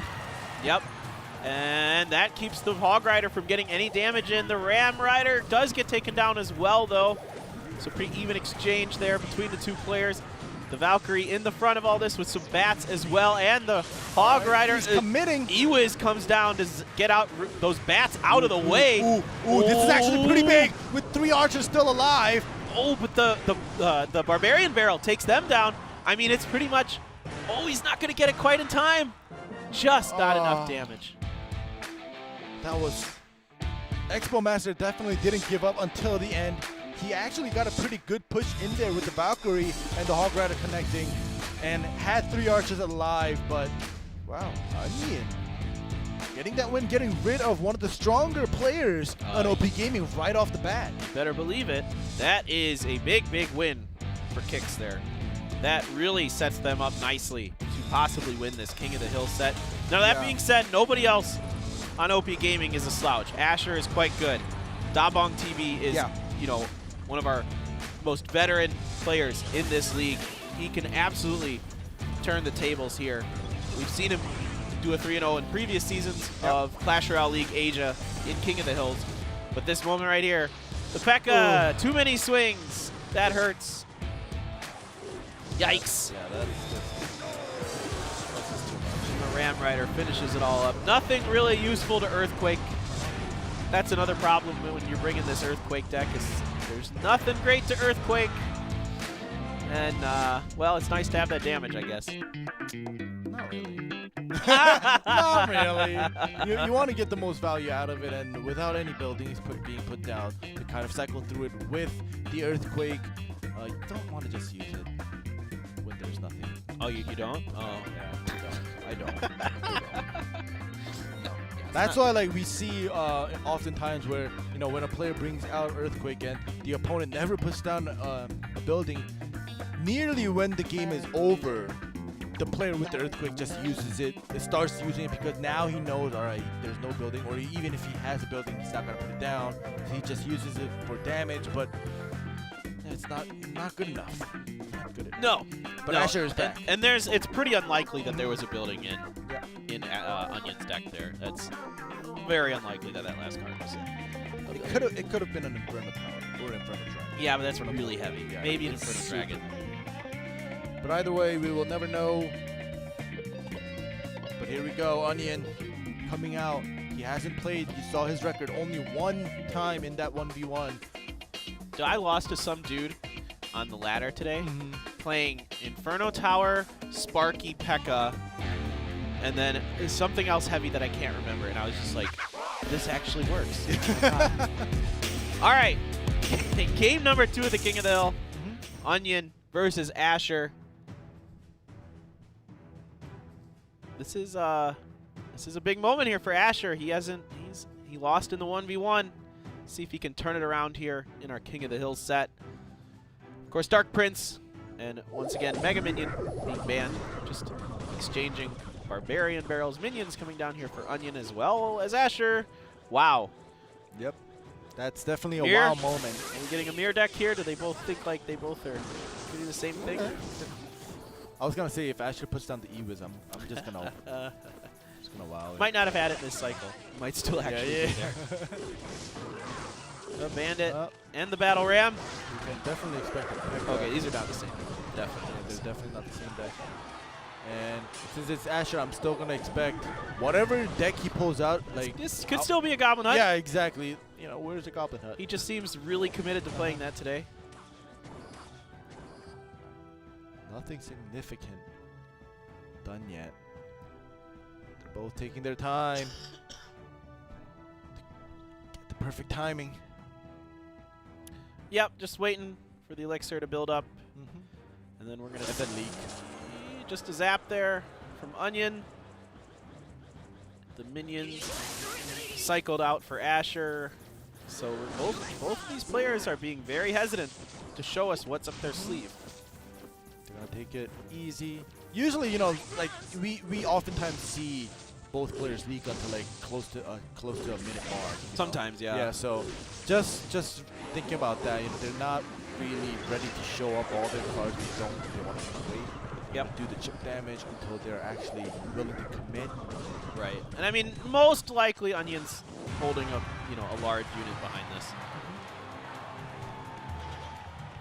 We'll just have to see which one he wanted to bring, or you could do something else there too. There's options. I think Onion could have the P.E.K.K.A. Asher could have the Golem. yeah, that's kind of what I was thinking. Lightning's Both coming ways. out, so the P.E.K.K.A. is there. Yeah, that was like it's not a hard guess, but I was like, well, Onion. Yep, there we go, the Golem. Yeah, I was like, Onion, you're probably got the P.E.K.K.A. or maybe a Mega Knight, but most likely P.E.K.K.A.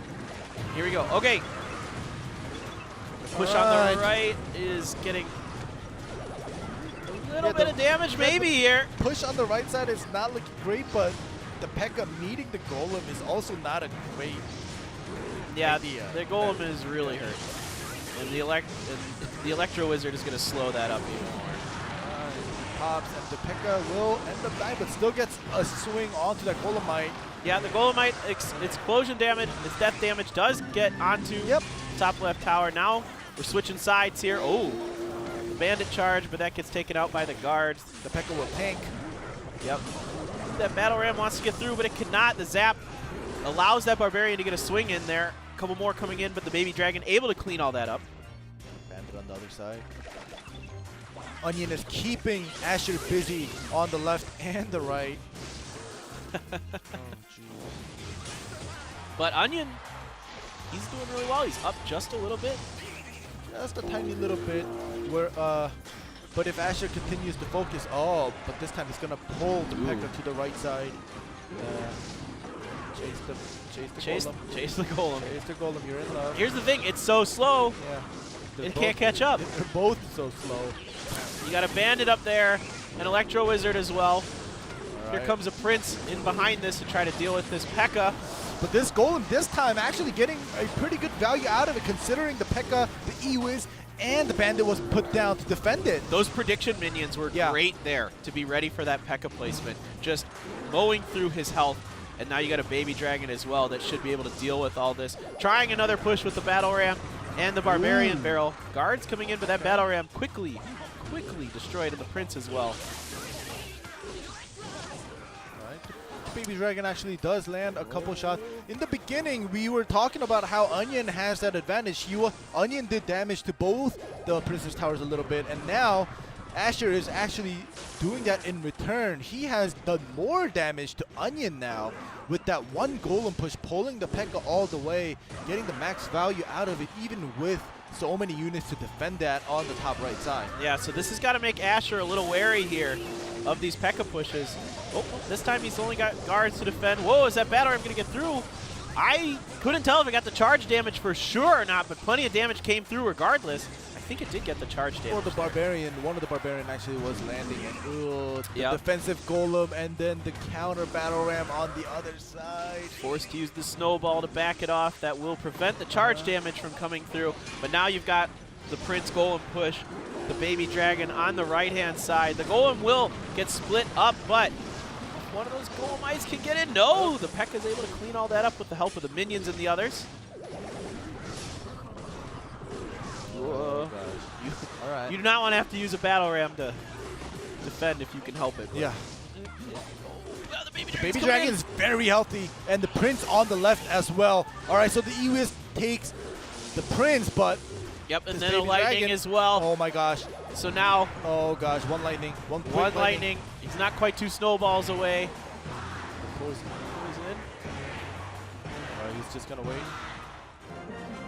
All right, that'll do it. It is Asher's game. He turns it around here. All right. Just enough damage there with that last push with the Lightning and the Golems to take it down. So the P.E.K.K.A.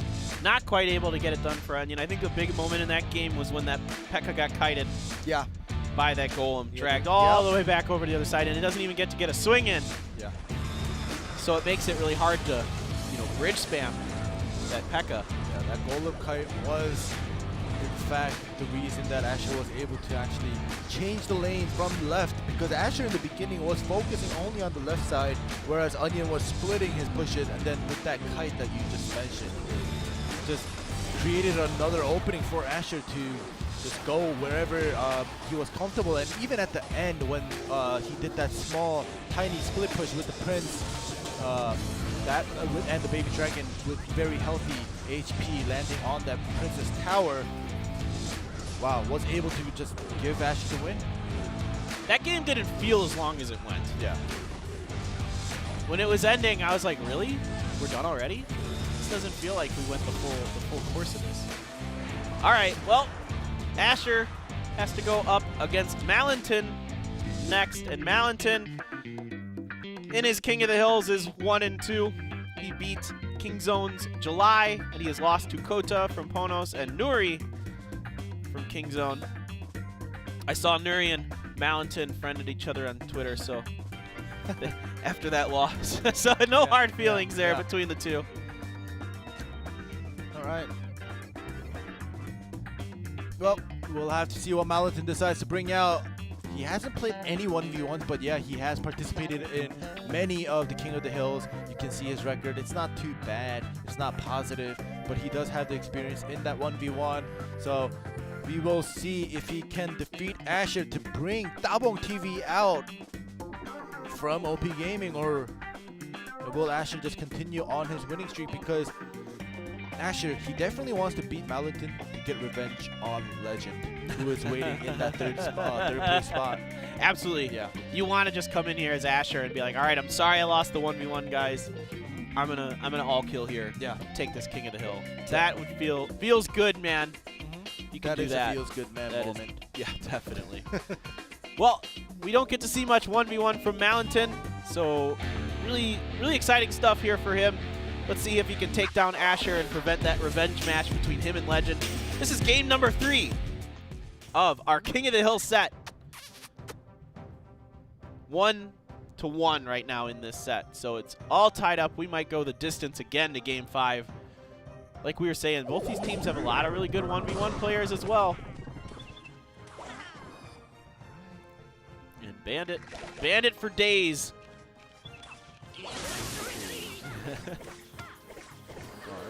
The early game is always pretty slow here. They don't want to show. They don't want to commit too early. Right, they're happy to leak a little bit of elixir. Yeah. Okay, Malinton, the battle ram and Electro Whiz and all this other stuff. A Furnace here from Asher makes you feel like might be a P.E.K.K.A, but, or not a P.E.K.K.A, excuse me, a Royal Giant. We'll see. We've seen a few other variations with the Furnace, but generally speaking, so far Malinton stuff. Well, that looks pretty familiar as well. Yeah. All right. Well, I guess Kix loves P.E.K.K.A. Yeah. Because we have seen the P.E.K.K.A coming from Onion just now, and he lost to Asher. Seems like Malinton. I don't know. I wouldn't be surprised if he switched the P.E.K.K.A to like Mega Knight. Yeah.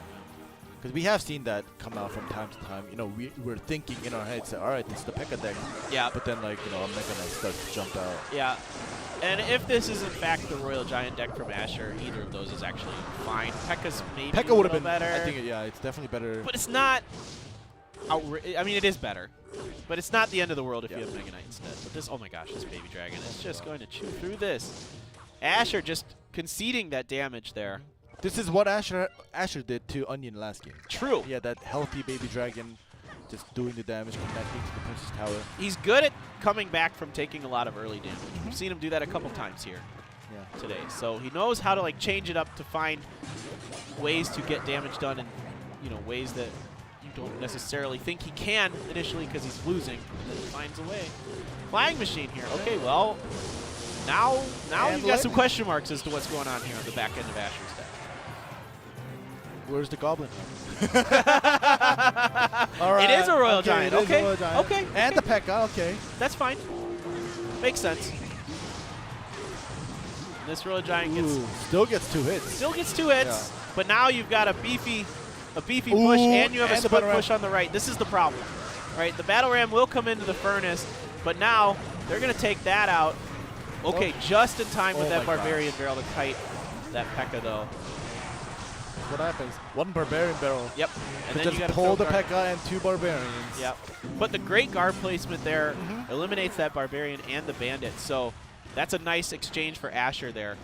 A 5 to Yeah. 5 to It's a 3. nice exchange, but he needed that because he's way behind in HP regarding the Princess Tower. So Right. All right. Another Furnace. and that Furnace is not getting any value out of this because this Battle Ram is continuously just getting their the dash damage and just getting rid of it after the first Fire Spirit. It's not the end of the world. It's but not. Yeah, but not, you know, right away the P.E.K.K.A. You're just saving that P.E.K.K.A. waiting for the Royal Giant to come down. And he gets 1 shot. No, he gets 2. Okay. Gets 2 shots there thanks to the help from the stun of the Electro Wizard. And now we're able to buy time. See if this Battle Ram can get through the guards coming down on the bottom right. But once again, that Furnace being used to pull that Battle Ram over. Yeah, the guards do stay alive to finish that Battle Ram.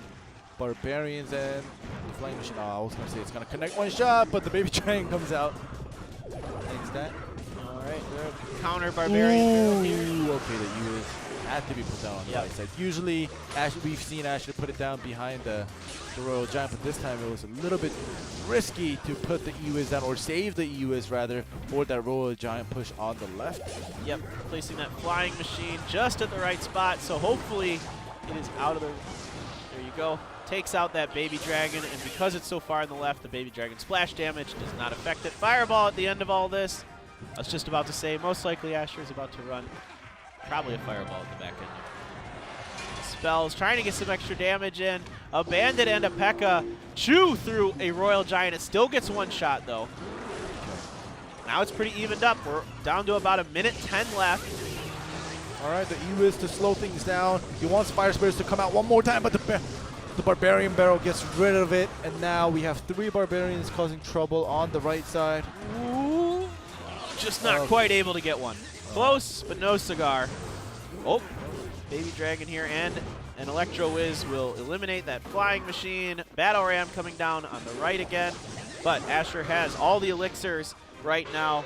Battle Ram always going into the Furnace. They're just trading with each other. Oh my gosh, look at this. 35 seconds left. The tower HP is basically just like 28 difference. This is too close. Yeah, 28 difference, just 1. Don't do this to me. Oh my gosh. Now oh my right gosh. now, if this can... Wait, oh my god. what is going on here? Why is this P.E.K.K.A. allowed to do this? Whoa. What's going on? Whoa. Oh, it gets it! But it's not. But it doesn't matter. Yeah, it's it doesn't still matter. Not, Yeah, still, it's still okay. not lower. He can let that. He can take that hit. That's okay. 10 seconds. All right, if this goes till the end, Malatin will win because Lightning has definitely a lot more damage. Fireball, Lightning. Fireball, but now we got a Lightning here. He's just got a Lightning. He's got to do it now. Where's the Lightning? Bottom right. There we go. There it is. Wow. Wow. That is so close. Oh. A little bit of pacing there from Valentin. Oh my gosh. Wow. I am just such good games here. I mean, that is as close as it gets. Yeah, it definitely does. He literally got that 6th elixir as the time was about to run out. Yeah. You can see him with his fingers just desperately trying to spam it in there. Oh my gosh. That one took a little bit out of Valentin there. Yeah. He looks a little bit tired. Oh, I mean, any of those matches that go that long, they're just tiring. Oh my goodness. But like, it's like the game just now, game 3 of King of the Hill was great because not only because it was just the difference in spells, but both of them, they were able to defend this perfectly just so they can calculate and they can spell damage to win.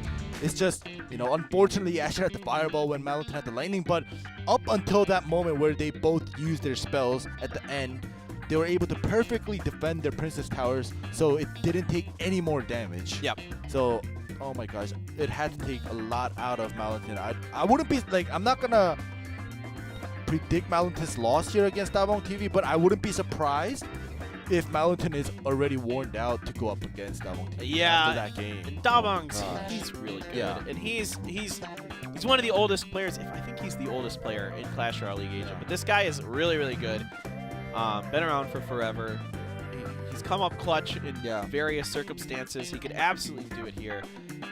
I think Valentin and Kix, I'm curious if they're going to stick with this P.E.K.K.A. meta that they're so fond of right now. I mean, obviously it's working pretty well for them. Yeah. But maybe they might have something else up their sleeve here for Valentin.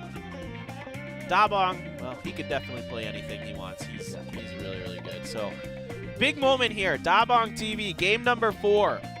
Possibly match point if the members of Kicks can win this. If Valentin can win this. Otherwise, we go to game number 5, and then it's Dabong versus Legend, which is one heck of a good match as well. So, this is it. Game number 4, match point, guys. OP.GAMING versus Kicks.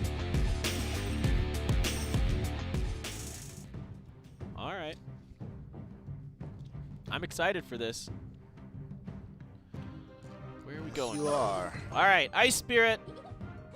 I'm excited for everything. And Skeletons. And Ice Golem. This smells like some kind of Mortar or Expo deck. Yep. It's probably with the Tesla. That probably no, is Expo. It's Expo, yeah. It's most likely. Most likely. Like we have the Ice Golem, we have the Ice Spirit, we have the Skeleton. Every like, once in a while, they do something weird where they throw in Tesla and like something. Well, that's not our fault. That's not our fault. That's But yeah, that's not our fault. It's not. But this is definitely an Expo. Like we can't not say it's not the Expo after seeing all these cards being placed by Dabong. And But this yeah, the is Ram Rider. Yeah, Ram Rider. So probably some version of the P.E.K.K.A. or Mega Minion behind this. The Mega Knight.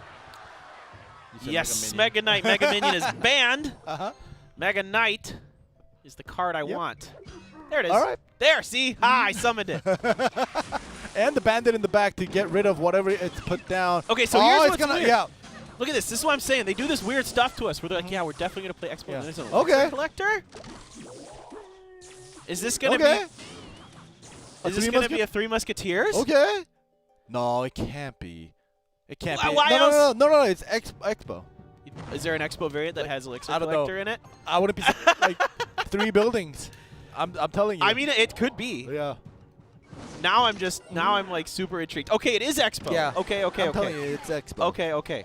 Because now this is gonna just allow him to just put like double Expos down, like one defensive, one offensive, and like that's gonna just cause big problems. But Mega Knight is not a bad unit to have when it's an Expo deck. Ooh, but it is locked onto the tower and gets pretty decent amount of damage there. All right, so that Inferno Dragon going to win its duel with that Archer. Now it's going to get a little extra damage here. That Ice Golem did not come down in time. So a fair amount of damage done. Here comes the Mega Knight push on the right-hand side. All right. The Mega Knight. The poison, though. Coming. Ooh, just in time with Yeah. that Ice Golem. And another Nice. Tesla. So you can just like Yeah. cycle defensive buildings here. This is so weird. This is really interesting. But the Mega Knight, like I think like you were saying, is a pretty decent matchup for this because you're getting that jump damage onto those buildings.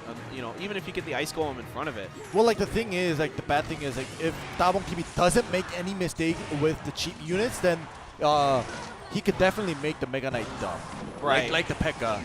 Like it's not as easy, but we've seen it happen before, especially from Jack. So I won't be surprised if you know, Dabong is able to keep the Mega Knight away from the Expo. Yeah, definitely. You've got all those small units that just drag it around. Well, let's see.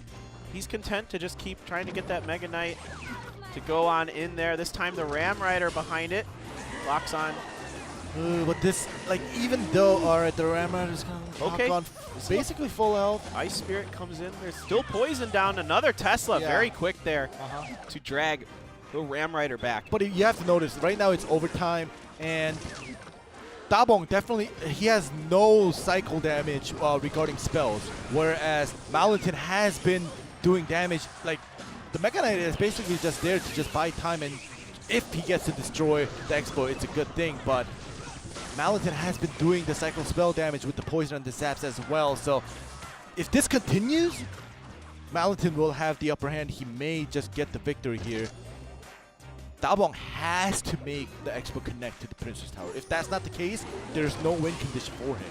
Yep. Mega Knight here is allowed to get onto that Expo.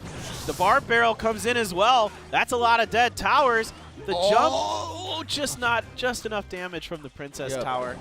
But if you notice, like, Dabong's HP is it's constantly going down. Yep. The poison. Yeah, because you can poison and hit, you know, what the buildings that you need to. There Yep, we go. Yep. Gonna tank all that. Jeez. And another jump to the. Okay, it was gonna be the Tesla, but the Ice Spirit pulls him back. And now it's locked onto the Expo. Yep. And that's another dead Expo. Didn't even need to use a poison this time. He knows he's ahead. No reason to waste the extra elixir, and he knows that that's gonna be able to clean up all of those buildings here for Dabong TV. Another Expo as well. Oh, God. This time the Ram Rider will be the first one to suffer the damage. That was really weird. Did you see what yeah, that bandit did? Yeah. Look at this. Another Mega my Knight. God. And the EU is this time to just slow things down and buy a lot of time for Malatin to destroy and make null of that Expo. Yep. He just cannot get this Expo to go. And this Mega Knight or 30 seconds. You know, the Ram Rider can soak up enough damage and buy Malatin enough time. And there it is again. The Ram Rider comes down right away. This time the Tesla and the Expo up on the top of the river. Right over the river goes the Mega Knight. An Ice Spirit there to stop him for a second, but I don't think that's going to be enough. Oh my gosh, this just I feel bad for Dabong. It's fully countered. He knows it. 10 seconds left. There's no way that Dabong is going to actually come out on top here. Malatin actually seals the deal here. Yeah. How about that? Malatin winning 2 games in a row in the King of the Hill to win it for Kicks. What a great performance by him, and he is fired up. I love it. Yeah. No, I'm telling you, this is a very hard counter. Yeah. I think, regarding just the deck choice. Yeah. Yeah. Well, and I just don't like the Elixir Collector in that situation. I'm not gonna lie. Yeah. The Expo deck in and of itself isn't heavy enough, I feel like, to justify that extra elixir, especially when your opponent is most likely going to be running something, you know, like these days, you know, like 80% of the decks we see run a poison or a fireball or a lightning, you know what I mean, or a rocket, you know, so like what that was, I'm not sure. I'm not thrilled with the decision. I think if he runs like the regular Expo variant, I think he has a better shot in that situation. Yeah. It's still hard. Yes and no. Like, it could have been a little bit different, I guess. Like, but still, Malatin, he knew how to go up against that Expo deck. Yeah. Regardless, and having that Mega Knight and the Ram Rider, and constantly doing that poison chip damage, I don't know. Regardless, if it was just an Expo deck that Dabong TV was playing, the way he was playing it, like, it wasn't bad, but it wasn't good enough to counter the Mega Knight and the Ram Rider to lock onto the Princess Tower. So, yeah. Well, fair enough. OP.GAMING goes down to Kicks. That sends them to 3-3. Kicks moves up to 4-2. And 2 wins here for Group B. So Group B, so far, the stronger of our 2 groups. And OP.GAMING and Kicks, and, you know, I think Kicks a little bit of an upset there. I think maybe a lot of people, especially with Expo Master on OP.GAMING, think that they might have had a better chance there. But Kicks is really good, and all of Southeast Asia has been playing really, really well this year. They've really turned it around. In previous seasons of Clash Royale Asia, it's all been about the Japanese teams, and then when Expo Master was on Kingzone Dragon X, they were the other team you often talked about. Now it's starting to look like SEA is getting it together. They're looking really, really good. Yes, they are. And, you know, on the side of Group B, we see, you know, OP.GAMING, who was at the bottom, kind of picking things up. On the other side, Group A, the top-tier team, GameWith, actually beats Chaos Theory to stay on top. But this is the next matchup. Tomorrow, Talon versus Ponos, Brent Esports versus Kingdome Dragon X, Sandbox Gaming versus OGN Entis. Just wanted to get through that. Yeah. Should be fun tomorrow. Talon versus Ponos, I think, is going to be really good. Oh, yeah. Really, really good matchup. It seems like both of the days, now that we've switched to Phase 2, we're getting like the top 2 teams at of those 6 teams on the first matchup, which is exciting. Really good stuff. Great games here today. 2 King of the Hills that were really, really good. And I think GameWith a bit of a surprise 2-0 onto Chaos. And especially with Roller Podon taking down Benzer. Yeah. You know, KK, they decided to switch it out. It worked out very well for them. It definitely did. And Rhea also getting that 2-0 win on Jack. So I think 2 big upsets today regarding that 1v1. Benzer losing, Jack losing. Chaos Theory getting 2-0. Like, you know, there was a lot of surprises today. Yeah, it was a really fun day. Those last 2 games, though, man, these teams are so good. And, you know, OP.GAMING is starting to look a little better. I mean, I think that Jack 5-0 really kind of put some fuel into their fire. And now Kix is looking really, really good. And, guys, thank you so much for joining us. That is it for Week 4, Day 2. Join us again tomorrow, same time, same place for Clash Royale League Asia. That'll do it. Have a good night, everybody.